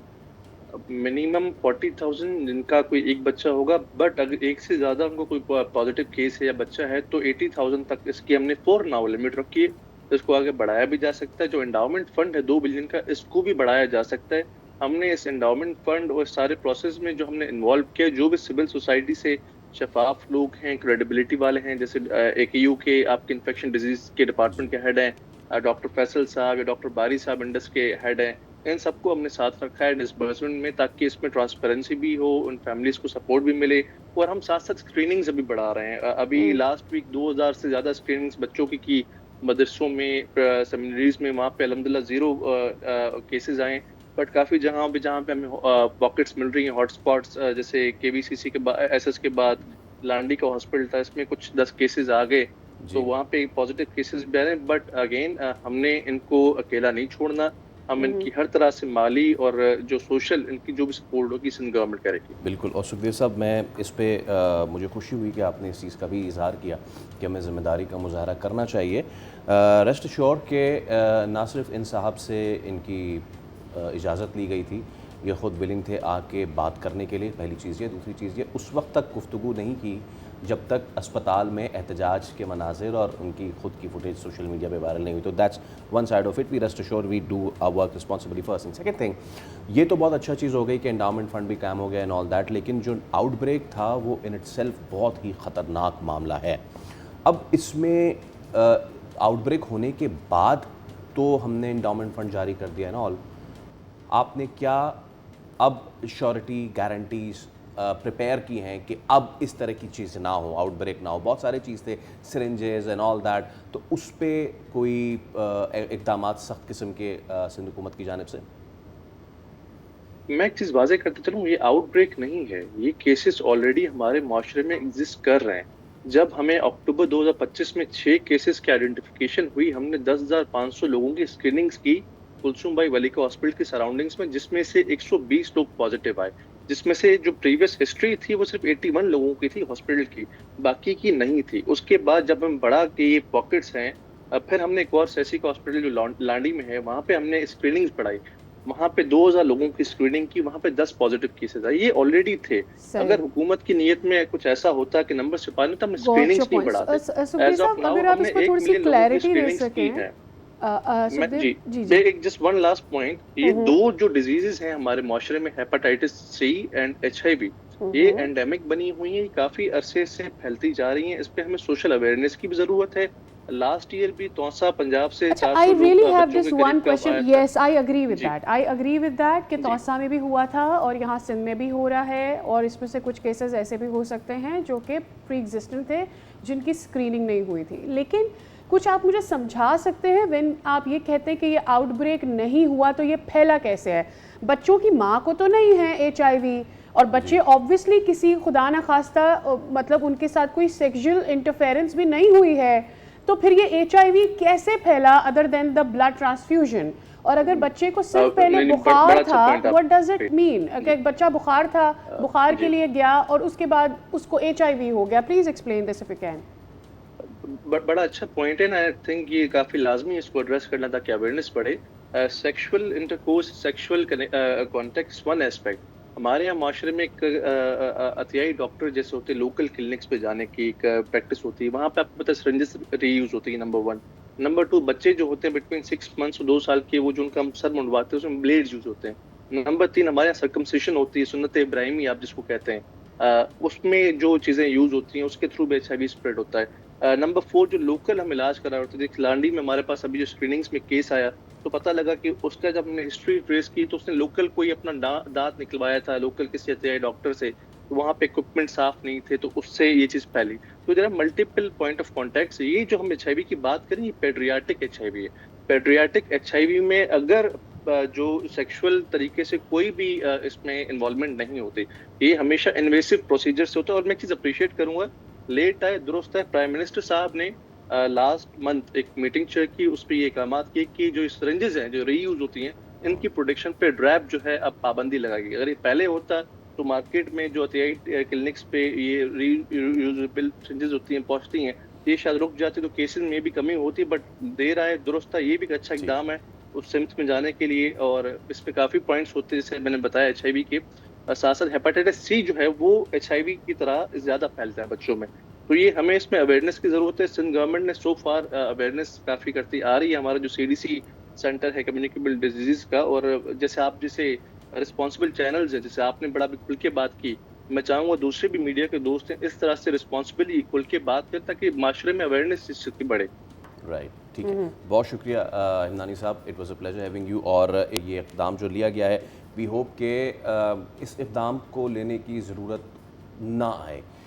اس طرح کے جو چیزیں ہیں, اگر تو آؤٹ بریک ہے یا پھر کسی بھی طریقے سے ہے, جو بھی اس میں اس کے پھیلاؤ کا سبب بنا ہے وہ ہو ہی نہ. اور اگر یہ ہو جاتا ہے تو وی آل نو کہ حکومت اس میں امداد بھی کر دے گی اور ان کی شاید مدد بھی ہو جائے گی, لیکن وہ جو ایک لائف لانگ اسٹگما ان کے ساتھ جڑ جاتا ہے اس کا اثر زائل کرنے میں کافی ٹائم لگتا ہے. Moving on to the next story, moving on to the international paradigm. اور ایران اور امریکہ کے درمیان کشیدگی کے بعد اب سفارتکاری نے بہت ہی اہم موڑ لے لیا ہے.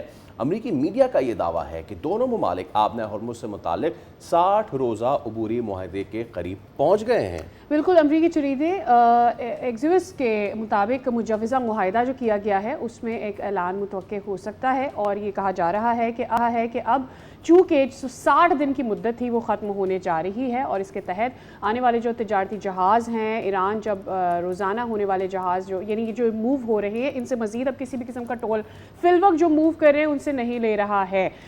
تو اب یہ ایک ٹرانزٹ جو ہو رہا ہے وہ ایزی ہو گیا ہے, لیکن اس پر بھی امریکہ نے دھمکی دے رکھی ہے کہ ابھی بھی اگر معاہدے کے حساب سے چیزیں نہیں چلتی ہے تو ایران پہ دوبارہ سے حملے کیے جا سکتے ہیں. اسی پر بات کر لیں. غازی چیمہ ہمارے ساتھ موجود ہیں, آپ ماہر ہیں بین الاقوامی امور کے لیے. بہت شکریہ ڈاکٹر صاحبہ آپ کا وقت کے لیے. ڈاکٹر صاحبہ, now we are towards the end of 60 days کا وہ جو معاہدے کی بات کی جا رہی تھی, آلدو ہمیں تو لگا تھا کہ شاید یہ ختم ہی ہو گیا ہے, all of a sudden Donald Trump صاحب اس کو دوبارہ سے بات کر رہے ہیں اس کے اوپر. کتنا پریکٹیکل لگتا ہے اب کیا یہ جو ٹول والی بات تھی یہ ختم ہو جائے گی, یہاں سے معاہدہ طے پایا جائے گا, ڈی نیوکلرائزیشن کی کوئی سمت نظر آنے لگے گی ہمیں؟ ٹول کی بات تو ایران نے کبھی بھی نہیں کی ہے, یہ تو آلریڈی امریکہ کی میڈیا سے آپ کو سنائی دیتا ہے کہ ایران اس پہ ٹول لے گا. ایران اس پہ فی لینے کی بات کر رہا ہے. اب اس کو آپ اگر کسی کو چھیڑنا سمجھ لیں یا ایک ہی لفظ کے ایک ہی سکے کے دو رخ سمجھ لیں, وہ ٹول نہیں کہہ رہے ہیں, وہ اس پہ فیس کی بات کر رہے ہیں اور فیس انہوں نے لینی ہی لینی ہے. جہاں تک اس چیز کا کسی معاہدے کی طرف پہنچنا, تو کانفلکٹ جتنے بھی ہوتے ہیں وہ کسی نہ کسی نیگوسیٹڈ سلوشن پہ ہی ختم ہوتے ہیں. حتمی فتح اور حتمی شکست جو ہے ماضی کی طرح, جو ماضی قریب نہیں ماضی بعید کی طرح, ایسا نہیں ہوتا کہ خون کی نہریں جو ہیں وہ بہہ رہی ہوں اور ایک جو ہے وہ پورا شہروں کے شہر آگ جلا کر راکھ کر دے اور فاتح بن جائیں. اب فتح اور شکست کا جو پیرامیٹر ہے وہ بہت ڈیفرنٹ ہے. تو الٹیمیٹلی جو آپ کا سوال تھا کہ نیگوشیٹ تو انہوں نے کرنا ہی ہے, اور ایم او یو اور دوبارہ سے 60 days کی بات کیوں کر رہے ہیں, کیونکہ امریکہ نے ان بٹوین اس ایم او یو اور 60 days جو کہ 16 کو ختم ہو رہے ہیں, 16 اگست کو, اس کے درمیان میں جو کچھ وہ کرنا چاہتے تھے, جو ان کی کیپیسٹی تھی, وہ سب انہوں نے کر کے دیکھ لیا.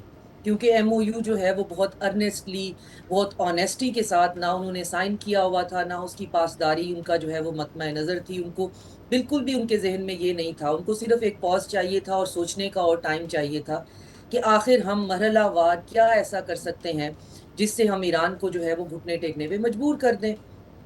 اب ایران تو گھٹنے ٹیکنے پہ مجبور نہیں ہوا, لیکن ٹرمپ کا جو ہے وہ چکن آؤٹ ہونا کوئی 7ویں 8ویں دفعہ ایک ایکسٹریم بلڈ اپ کر کے, اور ساری دنیا انتظار کر رہی ہے کہ شدید بمبارڈمنٹ جو ہے وہ ہونی ہے ایران کے اوپر, آج کی رات ہو جائے گی, کل کی رات ہو جائے گی, جو ڈیٹ پچھلے ویکینڈ پہ گزری ہے, اور اس کے بعد کہنا کہ نہیں ہم تو بیٹھ کر بات کر رہے ہیں, اور ایران کا آگے سے فوراً ہی اس بات کا جواب دینا کہ نہیں ہمارے درمیان کوئی بات نہیں ہو رہی. اچھا, تو وہ تو ٹرمپ ہے, وہ امریکہ ہے, وہ کبھی جو ہے وہ آپ سمجھ پاتے ہیں کہ وہ کیا کہہ رہے ہیں, کبھی نہیں سمجھ وہ کیا کہہ رہے ہیں, بس وہ کچھ کر ضرور رہے ہیں. لیکن جو آپ نے بات کی Trump chickening out for the 8th اور 9th ٹائم, کیا اس بار کا ان کا یہ, اس کو اردو میں کر لیں, دم دبا کے جو بھاگنے والی بات ہے, اس بار کیا حتمی ہے؟ کیونکہ جو بہت ساری رپورٹس یہ بھی کہہ رہی ہیں, سی بی ایس نیوز یہ بھی کہہ رہا ہے کہ جو لانگ رینج میزائلز ہیں امریکہ نے اس کو تقریباً ڈپلیٹ کر دیا ہے. کیا یہ وہ وجہ ہے جس کی وجہ سے اب ان کے اوسان خطا ہو رہے ہیں؟ مطلب ان کے دل میں کوئی درد نہیں ہے کہ چلیں جی دنیا کا درد, آئیے معاہدہ کر لیجئے, ختم کرتے ہیں؟ نہیں, اصل وجہ یہ ہے کیا؟ ہیجمان کے دل میں درد کبھی بھی نہیں ہوتا. وہ بہت ہی نان ایمپیتھیٹک طریقے سے اپنے وینچرز کو, اپنے ہیجمانس کو, اپنی ایمبیشنز کو لے کے چلتے ہیں. ان کے دل میں کیوں درد ہوگا؟ وہ پورے اس ریجن کو آگ میں جھونک دیں گے. ایران ان کے لیے 7واں ملک ہے, 6 پہلے وہ تباہ کر چکے ہیں. ایران کی تباہی جو ہے وہ ان کی ڈاکٹرائن میں شامل ہے. مجھے اب بھی شک ہے کہ وہ ابھی کامیاب نہیں ہوئے تو 10 سال 20 سال بعد بھی اگر ان کے پاس طاقت ہوئی تو ضرور آ جائیں گے. تو ایمپتھی تو کہیں پہ بھی دکھائی نہیں دیتی ہے. لیکن صرف ان کی ڈپلیشن اور آرسنل کی ڈپلیشن وجہ نہیں ہے, 3 وجوہات ہیں. ایک وجہ ہے جو عالمی معیشت ہے, جو گلوبل انرجی کا کرائسس ہے, وہ ایک بہت بڑا کرائسس ہے, اور وہ اتنا ویزیبل ہے کہ اب وہ سپرفیشلی بھی کنٹرول نہیں ہو رہا. چاہے جتنے اسٹریٹجک ریزرو امریکہ اپنے استعمال کر رہے, سنا ہے چائنا بھی جو ہے وہ اس میں حصہ ڈال رہا ہے. تو آئل کے پرائسز جتنے اینالسٹ کہہ رہے ہیں اتنے اوپر گئے نہیں ہیں, اور بڑی حیرانی کی بات ہے کہ کیوں نہیں گئے, کیونکہ جو آلریڈی ریزرو ہے اس کو استعمال کیا جا رہا ہے. ساتھ میں امریکہ کے اندر جو فوجی ہیں ان کی مائیں جو ہیں اب وہ ڈیفرنٹ پلیٹ فارمز پہ آنا شروع ہو گئی ہیں. کیونکہ یہ کیجولٹیز بھی چھپا رہے ہیں. وہ بتا رہی ہیں, تصویریں دکھا رہی ہیں کہ جی ہمارے بچوں کو کھانا بھی وہاں پہ ٹھیک نہیں ملتا. تو یہ کسی تیسری دنیا کی فوج ہو تو شاید ماننے کی بات بھی ہو.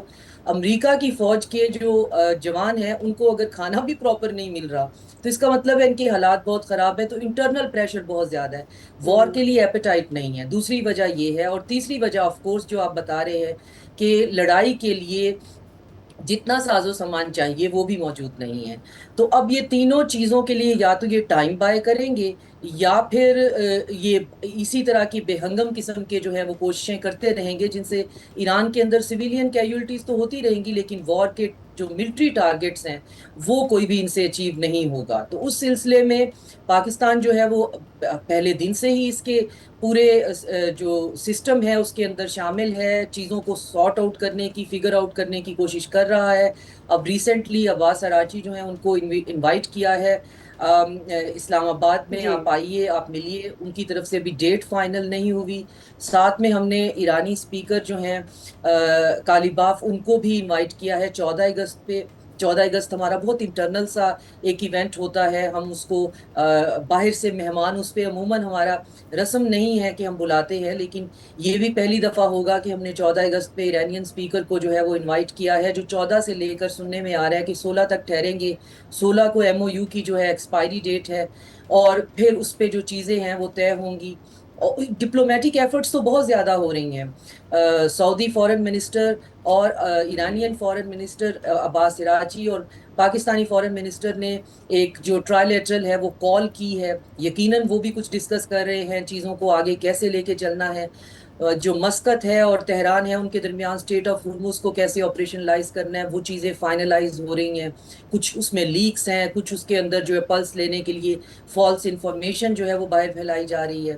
یہ تو پہلے دن سے جو ہے ایران بھی کہہ رہا تھا, ہم بھی ہر پلیٹ فارم پہ کہہ رہے ہیں کہ اسٹیٹ آف ہرمز جو ہے وہ عمان اور ایران کے درمیان جو ہے وہ آپریٹ ہوگی. اب صرف یہ ڈیسائیڈ ہونا ہے کہ اس کی انوائرمنٹل فی کتنی ہوگی اور سرچ اینڈ ریسکیو جو ہے اس کو کس طرح سے مینٹین کیا جائے گا اور سیکیورٹی کیسے اس کی ذمہ داری لی جائے گی. تو وہ ٹال تو نہیں ہے, وہ فی ہے اور یہ کوئی نئی بات نہیں ہے. نہر سویز کے اوپر جو ہے وہ یہی فی ہے, باسفورس پہ یہی فی ہے, ایون سویڈن اور ڈینمارک کے درمیان جو ایک واٹر وے ہے اس پر بھی جو ہے وہ انوائرمنٹل فی ہے. تو انوائرمنٹل فی انٹرنیشنل قوانین میں کہیں بھی کوئی پرابلم نہیں ہے. فریڈم آف نیویگیشن بہرحال ہے, تو وہ ٹال کی تو بات ہی کوئی نہیں کر رہا. تو چیزیں ایک طرف تو نیگوشیٹڈ سلوشن کی طرف جا رہی ہیں جس میں پاکستان فور رنر ہے اور اپنا تمام ڈپلومیٹک جو انیشیٹو ہے, اپنا تمام ڈپلومیٹک کیپٹل اس میں یوز کر رہا ہے. اگر کالیباف آ جاتے ہیں اگست کے مہینے میں تو یقیناً کسی نئے لاہے عمل کو اور پھر جو MOU ہے اس کو کس طرح سے آگے لے کے چلنا ہے.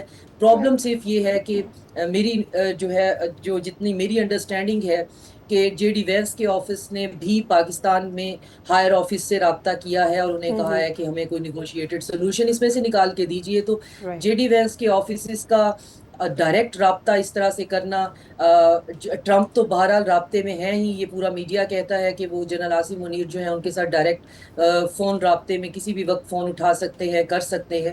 تو اگر جے ڈی وینس اس چیز کے اندر ہیں اور وہ بھی اپنے کچھ لوگ جو ہیں وہ اسلام آباد بھجوانے کی بات کر رہے ہیں تو یقیناً اب ان کو یہ ریئلائزیشن ہو رہی ہے کہ فی الوقت حملہ کرنا اور ہاٹ وار کی آپشنز ہمارے پاس بہت کم ہیں, کیونکہ گلف کے کنٹریز نے کیٹاگوریکلی کہہ دیا ہے, خاص طور پہ سعودی عربیہ نے, کہ آپ یہ تماشا جو ہے اس کو بند کریے کیونکہ اس میں کلیٹرل ہم بن رہے ہیں اور ہم اس سے زیادہ نقصان برداشت نہیں کر سکتے. ٹھیک, رائٹ, بہت شکریہ ڈاکٹر صاحبہ آپ کے وقت کے لیے. اب دیکھنا یہ ہے کہ فی الوقت جو فی کی بات کی جا رہی ہے یہ فی تک ہی رہتی ہے یا ڈیو جو بات تھی جو ایکچولی ڈی نیوکلرائزیشن تھی آف ایران, وہ ڈیو کانورسیشن کب شروع ہوتی ہے اس پر کیا طے پاتا ہے. یہاں پر ہم لے رہے ہیں ایک بریک, ہمارے ساتھ رہیے.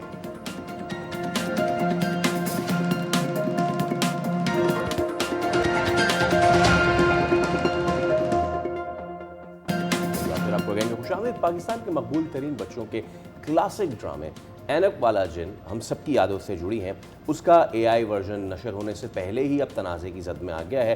ڈرامے کے خالق اور مصنف حفیظ طاہر نے دعویٰ کیا ہے کہ ان کی اجازت کے بغیر یہ معاملہ ہوا ہے سارا۔ بالکل، جو اصل تصور تھا، جو آئیڈیا تھا اس پورے ڈرامہ کا، وہ ان کی اجازت سے پوچھے بغیر ہی وہاں سے کاپی کر لیا گیا۔ تو سوشل میڈیا پر اے آئی ورژن جو ہے اس کے اوپر سخت تنقید کی جا رہی ہے، جو اس کا معیار بھی ہے، جو اس کی کوالٹی بھی ہے۔ اب اینک والا جن صرف ایک آبویسلی ڈرامہ نہیں ہے، پوری اس وقت کی ایک جنریشن جو ہے وہ اس ڈرامے سے منسلک ہے۔ تو اسی پر بات کر لیتے ہیں کہ حفیظ صاحب کو اس پر کیا تحفظات ہیں، اور ایکچولی میں یہ ڈرامہ جو اے آئی بنایا گیا ہے وہ سارا معاملات کس طرح سے آگے بڑھے ہیں، اور کیا ان کا کس سے رابطہ بھی ہوا۔ السلام علیکم سر، اور کہ ہم بہت بڑے فین ہیں آپ کے، ہماری جنریشن اور ہمارے بعد بھی میرے خیال میں ون مور جنریشن، جب یہ ریپیٹ پہ چلا ہے drama, they are fan of this اینک والا جن ڈرامہ۔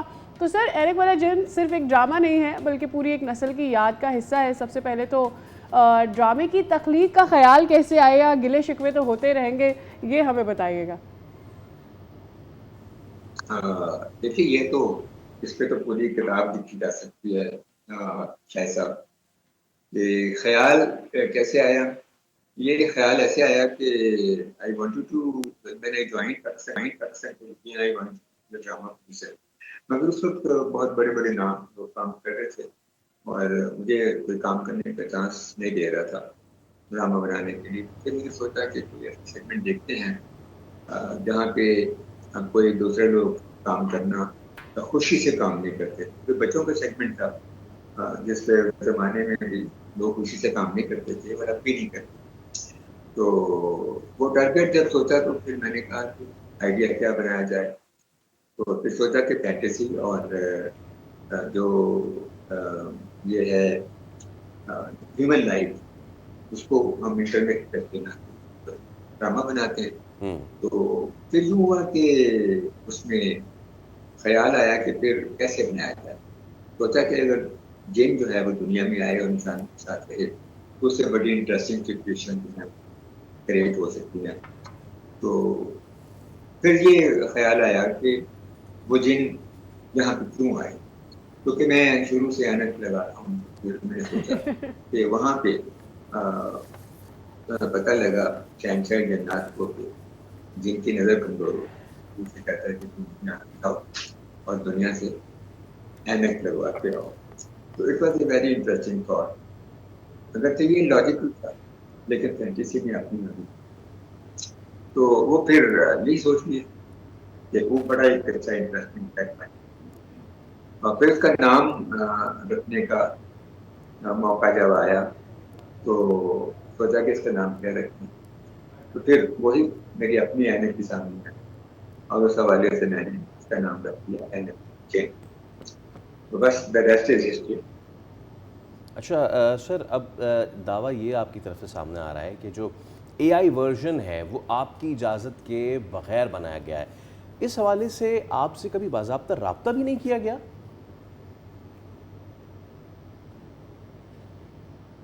سرے سے ہی باہر رکھا، مجھے اطلاع تک نہیں دی گئی کہ یہ کام ہو رہا ہے، اور یہ ایک بالکل ڈس آنیسٹی ہے اور انیتھیکل ہے کہ ایک کریٹر کو، اور سب جانتے ہیں، ڈائریکٹر پروڈیوسر بھی جانتے ہیں ڈرامہ کچھ نہیں کرنا ہے، میرا کنسیپٹ ہے، میرا آئیڈیا ہے، میرا نام ہے، بس گیون بائی می، میری کریٹیوٹی ہے، میری ڈائریکشن، میری پروڈکشن، اور آپ آؤٹ آف دی بلو آئیں اور آئیڈیا چرا کے لے جائیں اور مجھے بتائیں کہ نا، اور مجھے پھر پتہ لگے سوشل میڈیا سے کہ یہ ایک فلم بن رہی ہے اور اس کا فلاں دن کا پریمیئر۔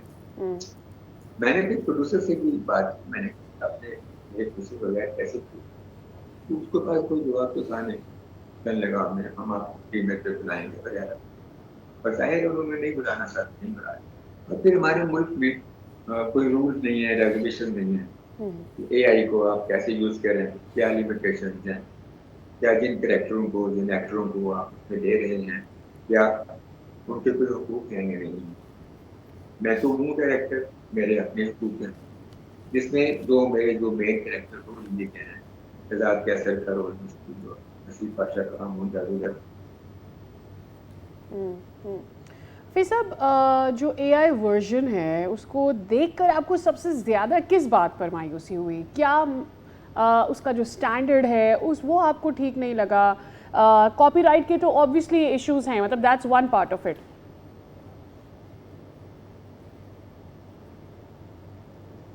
ہر چیز کیا یہ ہم سب لوگوں کو اس پروجیکٹ میں سے باہر رکھنے کا ایک ایشو ہے، پھر اس کی کوالٹی جو ہے اس کا اور ایشو ہے، پھر اے آئی سے بنانا ایک اور ایشو ہے. اینیمیشن میں تو بڑے بڑے لوگوں نے مارکیں انجام دی. اب میڈیکل پریس دیکھیں جو انہوں نے بنائی ہے، اور ایک صاحب کا مجھے فون آیا تھا کل، ان کا بھی ایک یوٹیوب چینل ہے، انہوں نے بتایا کہ یہ اس کے سینز ہیں اور یہ اس کی جو ڈائلاگ وغیرہ ہیں یہ لٹل پرنس سے کاپی کیے. تو وہ میرے لیے آج وہ فلم بھی لے کر آئیں گے، میں اسے دیکھوں گا اور اس پہ کوئی بات کر سکتا ہوں. تو یہ اس میں کچھ بھی اوریجنل نہیں ہے، ان کا کچھ بھی نہیں ہے.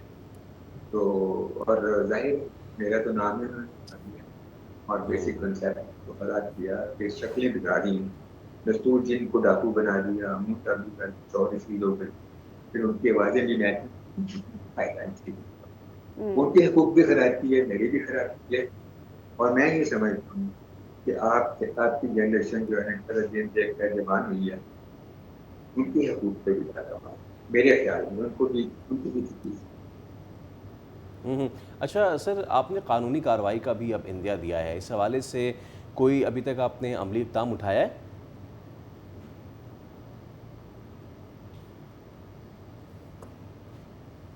دیکھیں میں نا ایک پراپر چینل آ رہا ہوں جی. وہ پراپر چینل یہ ہے کہ میں نے پاکستان ٹیلی ویژن کیونکہ میرا ادارہ ہے، میری وہ مارکیٹ، تو میں ایسا اس کی مخالفت نہیں کر سکتا. ان کی ڈیسیژن میکنگ کا فالٹ ہے. اس کے حوالے سے میں نے ان کو ایک خط لکھا ہے، ڈائریکٹر پروگرام جو کہ سارے پروگرام کو دیکھتے ہیں اور ڈیسیژن میکنگ ان کے نام دیکھتا ہے. اس کا ابھی تک جواب نہیں آیا. خط کا مراد یہ ہے کہ میں نے میل. تو اب دوسرا اسٹیپ یہ ہے کہ میں ایم ڈی کو میل بھیجوں، پھر میں ہارڈ کاپی میں خط تحریر کروں، پھر میں سیکرٹری انفارمیشن کروں، پھر میں کیمرہ سے بات کروں. اگر یہ کہیں سنوائی نہ ہوئی تو پھر اینڈ پہ دیکھوں گا کہ پھر اس پہ لیگل کاروائی ہونی چاہیے، جس میں پیرامیٹرس طے ہونی چاہیے. انٹلیکچوئل پراپرٹی رائٹ کی لمٹ تو کس کے ہیں اور کیا ہونا ہے. اور پھر یہ کہ آیا اے آئی کے لیے کوئی ریگولیشن ہے یا نہیں ہے، یا کس کو مرضی اٹھائیں اور اے آئی میں ڈال کے. یہ ساری چیزیں طریقے سے ہونی چاہیے، یکایک نہیں ہونی چاہیے. اس سے جو میرا پوائنٹ ہے وہ ہے. بہت شکریہ حفیظ صاحب. امید کرتے ہیں کہ آپ سے اس معاملے پر نہ صرف جو اے آئی ورژن جنہوں نے کریٹ کیا وہ بات کریں اور اس معاملے کو حل کیا جا سکے، اور جو رائلٹی آپ کی اس پر بنتی ہے اور جو اجازت آپ سے مانگی جانی چاہیے وہ سارے معاملات حل ہو جائیں. فی الوقت ہم آگے بڑھ رہے ہیں. آج آپ کو یاد دلانا چاہتے ہیں پاکستان فلم انڈسٹری کی ایک بڑی سٹار کے نام سے، اور وہ ہیں شمیم آرا صاحبہ. اپنی خوبصورتی اور باوقار اداکاری اور جو ان کا مشرقی تہذیب اور مضبوط کرداروں کی علامت سمجھی جانے والی اپنی ایکٹنگ میں ان کا ایک الگ خاصہ تھا، ان کا ایک الگ جو سٹائل تھا. آج ان کی 10ویں برسی منائی جا رہی ہے. شمیم آرا نے نہ صرف ایک کامیاب اداکارہ کا رول ادا کیا بلکہ پاکستان کی پہلی کامیاب خاتون فلم ڈائریکٹر کے طور پر بھی وہ سامنے آئی، اور کئی جو ڈائریکٹرز ہیں اور فلمی ستارے ہیں ان کو موٹیویٹ کیا اس انڈسٹری کو جوائن کرنے کے لیے. ہم نے تہذیب کی بات کی تو علی گڑھ میں پیدا ہونے والی شمیم آرا، انہوں نے پتلی بائی فلمی دنیا میں شمیم آرا بن کر وہ آئیں اور اپنی پہلی فلم کنواری بیوہ سے فلمی سفر کا آغاز کیا. پھر فلم سہیلی نے انہیں شہرت کی نئی بلندیوں تک پہنچایا، جبکہ پاکستان کی پہلی رنگین فلم نائلہ سمیت 80 سے زائد فلموں میں ان کی لازوال اداکاری آج بھی فلم بینوں کے دلوں میں زندہ ہے. شمیم آرا نے اداکاری میں 6 نگار ایوارڈز اور ہدایت کاری میں 3 نگار ایوارڈز حاصل کیے. طویل علالت کے بعد 5 اگست 2016 کو وہ اس دنیا سے رخصت ہوئی، مگر ان کا فن، ان کا وقار اور ان کی مشرقی شناخت آج بھی پاکستانی فلمی تاریخ کا روشن باب ہے. اور اس کے ساتھ ہی آپ کو یہ بھی ہم بتائیں کہ آج سے قبل 5 اگست 1930 کو ایک ایسا بچہ پیدا ہوا جس نے آنے والے برسوں میں انسانی تاریخ کا رخ بدل دیا. نانا رتن، نیل آرمسٹرانگ، وہ امریکی خلاباز جنہوں نے پہلی بار चांद की सरजमीन पर कदम रखा और खला की तस्खीर में एक नए दौर का उन्होंने आगाज़ किया। तो जनाब ओहायो के शहर में वो पैदा हुए और उसके बाद नील आर्मस्ट्रॉन्ग बचपन से ही परवाज़ के शौकीन थे। सिर्फ 16 बरस की उम्र में ही उन्होंने पायलट लाइसेंस अपने नाम कर लिया था और उसके बाद उन्होंने एरोनॉटिकल इंजीनियरिंग की, अमरीकी बहरिया में खिदमात भी सर अंजाम दी, कोरिया की जंग में उन्होंने हिस्सा लिया और फिर तजर्बाती पायलट के तौर पर सैकड़ों ख़तरनाक परवाज़ें भी उन्होंने की और 1962 में नासा का हिस्सा बनने के बाद उन्होंने जेमिनी 8 मिशन में खला में पहली कामयाब डॉकिंग का तारीखी कारनामा भी अंजाम दिया। तो आज उनको भी याद किया जा रहा है दुनिया भर में, obviously for he being the first person to step on moon. इस हवाले से उनको हमेशा से याद रखा जाएगा and as it is said, it is the first person you remember, not the second one. Absolutely. वैसे सादिया, द थिंग इज़ कि बहुत सारी कॉन्स्पिरेसी थ्योरीज भी ऐसी हैं ना कि इंसान तो कभी चांद पे गया ही नहीं। तो आई विश कि कभी नील आर्मस्ट्रॉन्ग जो है वो इस सवाल के सामने आए और उनको ये किसी ने बोला हो कि इंसान तो कभी चांद पे गया नहीं, तो आई डोंट नो उन्होंने क्या बोला होगा। हम अभी ये कह रहे हैं कि हम ले रहे हैं एक ब्रेक, उसके बाद दोबारा हाजिर होंगे। Stay with us. Not on moon, on break.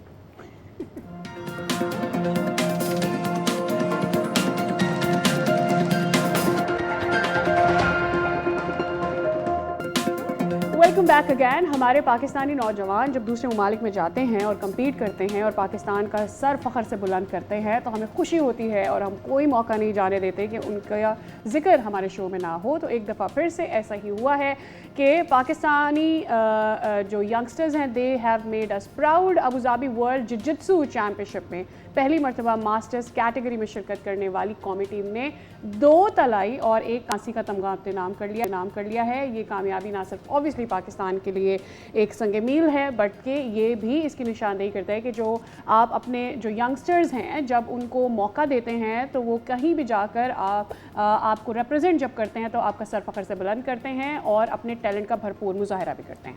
साबिक एशियन चैम्पियन भी हमारे साथ मौजूद हैं, अबू हुरैरा गोल्ड मेडलिस्ट, उनसे हम बात करते हैं। अबू हुरैरा, अस्सलाम वालेकुम। सबसे पहले तो भाई बहुत बहुत मुबारक आपको और कॉन्ग्रेचुलेशंस, आपने मेडल भी जीता है। कैसा फील कर रहे हैं आप ये चैम्पियनशिप जीत के? कैसी रही चैम्पियनशिप ओवरऑल? वालेकुम अस्सलाम, आपका बहुत शुक्रिया आपके प्रोग्राम में इनवाइट करने के लिए। अल्हम्दुलिल्लाह बहुत ज़बरदस्त एक्सपीरियंस था और मैं गालिबन चौथी वर्ल्ड चैम्पियनशिप खेलने आया था इस दफ़ा, मतलब मेरे अपने कैरियर की। और ऑफ कोर्स हमेशा ही हर प्लेयर जो है गोल्ड के लिए ही जाता है, हमेशा की तरह इस दफ़ा भी गोल्ड मेडल के लिए ही गया था। बट अल्हम्दुलिल्लाह ये मेरी लाइफ की सबसे बड़ी अचीवमेंट थी कि वर्ल्ड का मुझे एक नहीं बल्कि 2 गोल्ड मेडल मैंने हासिल करे। ठीक है अबू हुरैरा, एक तो आप अपनी कैटेगरी के हवाले से भी हमें थोड़ा सा बताइएगा कि आप किस कैटेगरी में प्ले करे थे और उसमें एक्चुअली आपका कंपटीशन क्या था, कौन से चैलेंजेस थे। बिसाइड्स अगर आप हमें दीगर टीम मेंबर्स के हवाले से भी आगाह कर सकें, हमारे पास और 2 तलाई तमगे भी आए हैं, एक कांसी का तमगा भी हमने हासिल किया है। कैसा था कंपटीशन ओवरऑल अबू धाबी में? देखें, मेरी जो कैटेगरी है ना वो डुओ सिस्टम है और शो सिस्टम है। बेसिकली डुओ सिस्टम एक टीम इवेंट होता है, एक पेयर इवेंट होता है जिसमें दो प्लेयर्स जो है एक साथ पार्टिसिपेट करते हैं और अपनी जो बेस्ट टेक्निक्स हैं उसका एक डिस्प्ले दिखाते हैं according to the technical rules. ठीक है, उसमें एक फिक्स चीज़ें हैं जो क्योंकि हमें फॉलो करनी होती है पूरी वर्ल्ड की। और इसमें जो वर्ल्ड चैम्पियंस कंट्रीज है यूरोप की और दूसरी रशियन कंट्रीज और ये सारे जो है ना ये वर्ल्ड चैंपियन रहे हैं प्रीवियसली। उसके अंदर ये होता है कि आपने डिस्प्ले दिखाना है और उस पर परफॉर्मेंस देनी है। तो इस दोनों कैटेगरी के अंदर हमने पार्टिसिपेट किया और जो है वो क्या कहते हैं हमने क्वालिफाइंग राउंड्स क्लियर करें और जो टॉप की 4 टीम्स होती है वो सेमीफाइनल और फाइनल में पहुंचती है। तो उसमें जो है वो हमने उनको बीट करके और फाइनल जो है वो रशिया को बीट करके हमने गोल्ड मेडल हासिल किया। और जो दूसरे जो दो एथलीट्स हैं हमारे अंडर 21 के, उन्होंने भी यही 2 कैटेगरीज के अंदर पार्टिसिपेट किया था, डुओ और शो की। तो क्योंकि पाकिस्तान जो है वो, अगर आपको मैं थोड़ा सा इसकी हिस्ट्री बताऊं इस कैटेगरी की, क्योंकि पाकिस्तान जिजित्सु फेडरेशन के जो एथलीट्स हैं जो पिछले जो है 2008 से 7 से जो है इस कैटेगरी के एशिया के चैंपियंस रहे हैं कि मैं खुद भी 3 दफ़ा एशिया का गोल्ड मेडलिस्ट हूँ। ठीक है, तो ये हमारी जो है ना ये समझ लें कि ये हम इसमें बेस्ट हैं।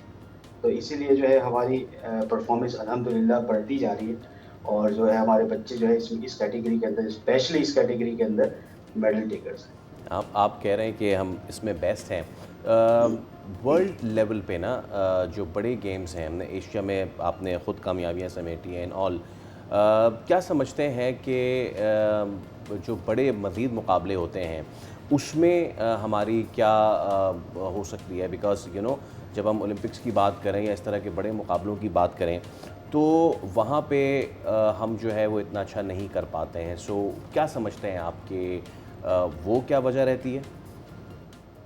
دیکھیں ہمارا جو گیم ہے نا جوجتسو، بیسیکلی او سی اے کے انڈر میں تو آتا ہے، کیونکہ اولمپک کاؤنسل آف ایشیا کے جتنے بھی بڑے ایونٹس ہیں، ٹھیک ہے نا، Asian games, Asian indoor games, اور آپ کا جتنے بھی ایشیا کے اندر گیمز ہوتے ہیں اس میں آتا ہے، اولمپک کے اندر نہیں آتا۔ اگر آپ بات کریں پرفارمنس کی تو ہمارا جو ہے، میں خود ایشین بیچ گیمز کا گولڈ میڈلسٹ ہوں، Asian indoor martial art games میں جو ہے میں نے سلور میڈل لیا تھا، ہماری ایک اور دوسری ٹیم نے گولڈ میڈل لیا تھا۔ ہم گیمز میں بھی میڈلسٹ ہیں، مطلب ایسا نہیں ہے کہ ہم کسی چیمپئن شپ کے اندر، ہم گیمز کے میں ورلڈ گیمز کا کوالیفائر ہوں، 2017 میں پولینڈ کھیل کر آیا ہوں، اس میں میری 5th پوزیشن بنی تھی۔ تو میں اسی لیے میں آپ کو بتا دوں اس کیٹیگری میں ہم بیسٹ ہیں، چاہے وہ اولمپک بھی اس وقت اگر یہ اولمپک میں بھی آ جائے نا تو الحمدللہ پاکستان کی پوزیشن کھڑی ہے۔ کیا بات ہے۔ پھر تو اچھا ابو ہریرہ، اب سچویشن یہ ہے کہ جیسے آپ صرف آپ نہیں، پوری ٹیم پاکستانی، پوری کنٹینجنٹ جو ہے وہ میڈل لے کر آئی ہے، گولڈ ہو، سلور ہو، برونز، سارے۔ مجھے یہ بتائیے گا کہ اس میں جب ہم اتنا اچھا کر رہے ہیں، فیڈریشن کی سپورٹ کتنی ہوتی ہے، ٹھیک ہے، اور یا پھر جس طرح ہم دیگر کھیلوں میں دیکھتے ہیں، بہت سارے کھیلوں کے جو پلیئرز ہیں ان کا شکوہ ہوتا ہے کہ بھائی کرکٹ پہ سارا فوکس ہوتا ہے، ہمارے اس پہ کوئی فوکس نہیں ہوتا، لیکن آپ سے گفتگو کر کے مجھے اب تک ایسا کوئی شکوہ سامنے نہیں آیا ہے۔ اس کا مطلب یہ ہے کہ شاید فیڈریشن بھی سپورٹ کرتی ہے اور یہ معاملہ ٹھیک بھی چل رہا ہے۔ دیکھیں فیڈریشن کے بغیر تو کوئی، فیڈریشن کی سپورٹ کے بغیر تو پلیئر ہے ہی نہیں نا۔ پاکستان جوجتسو فیڈریشن کی سپورٹ ہے، پچھلے 2009 سے 2010 سے میں کھیل رہا ہوں، تو آج تک میں کھیل رہا ہوں نا۔ اگر میں فیڈریشن مجھے سپورٹ نہیں کر رہی ہوتی تو میں شاید پلیٹ فارم پہ نظر ہی نہیں آتا نا کہیں پہ بھی۔ میں 2010 سے کنٹینیوس انٹرنیشنل ایونٹس کھیل رہا ہوں، آج 2026 ہو گیا، 16 سال ہو گئے مجھے انٹرنیشنل کھیلتے ہوئے، تو فیڈریشن کی سپورٹ آف کورس ہے۔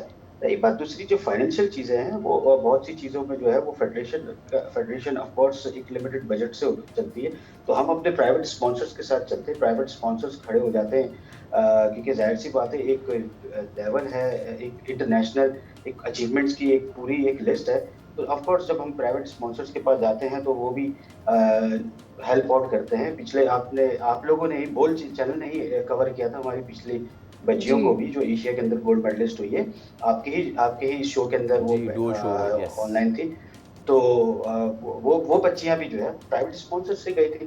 آف کورس فیڈریشن کی سپورٹ ہے، پاکستان سپورٹ بورڈ NOC دیتی ہے، فیڈریشن ہمیں سپورٹ کرتی ہے تو ہم جاتے ہیں۔ Right, all the best for your future Huraira, بہت شکریہ آپ کے وقت کے لیے۔ آپ کے باقی ساتھی بہت زبردست کر رہے ہیں، we wishing all the best to you. تو جناب ہم اپنے شو کے اختتام کی طرف جا رہے ہیں، بٹ بفور وی لیو، ایسا کیسے ہو سکتا ہے کہ ایک شادی کی اناؤنسمنٹ ہو اور ہم جاتے جاتے اس یونیک شادی کا ذکر نہ کریں؟ یونیک شادی دبئی کے مشہور ہیومنوائڈ روبوٹ جس کی بہت ساری پبلک اپیرنس ہوئی ہیں، ابو سنیدہ، اس نے شادی کر لی ہے موزہ کے ساتھ۔ یہ کوئی حقیقی یا قانونی شادی نہیں آبویسلی، لیکن مصنوعی ذہانت اور سوشل میڈیا کی دنیا میں تخلیق کیا گیا ایک منفرد اور دلچسپ تصور ہے، اور ابو سنیدہ نے سوشل میڈیا پر یہ اعلان کیا کہ اس نے موزہ نامی ایک اور ہیومنوائڈ روبوٹ سے شادی کر لی ہے، اور بڑا ہی روایتی اماراتی جو انداز تھا اس میں یہ شادی کی گئی ہے۔ ان کا پورا اٹائر تھا، اگر اس کو بھی دیکھا جائے، عربی لباس جو ہوتا ہے، اور لاکھوں صارفین نے سوشل میڈیا پر اس کی بڑی تعریفیں کی ہیں اور بڑا اس کو شیئر کیا ہے لوگوں کے ساتھ۔ سو اب مجھے فیصل نہیں سمجھ میں آ رہا کہ why is he said, is he thinking about, کیا ہوا ہے آپ کو؟ بہت سارے لڑکے جو اس وقت لائن میں لگے ہوئے ہیں وہ شاید اب یہ میمز بنائیں کہ کاش ہیومنوائڈ روبوٹ ہوتے۔ اب تو روبوٹ کی بھی ہو گئی ہے، اب تو مان جاؤ وہ۔ لیکن دیکھیں یہ روبوٹ کتنے کام کا ہوتا ہے، تو اب لڑکوں کو کام کا ہونا پڑے گا نا، تو آپ کی شادیاں ہوں گی۔ اسی کے ساتھ ہم لے رہے ہیں اجازت، آپ سے ملاقات ہوگی، کل رکھیں اپنا خیال، اللہ حافظ۔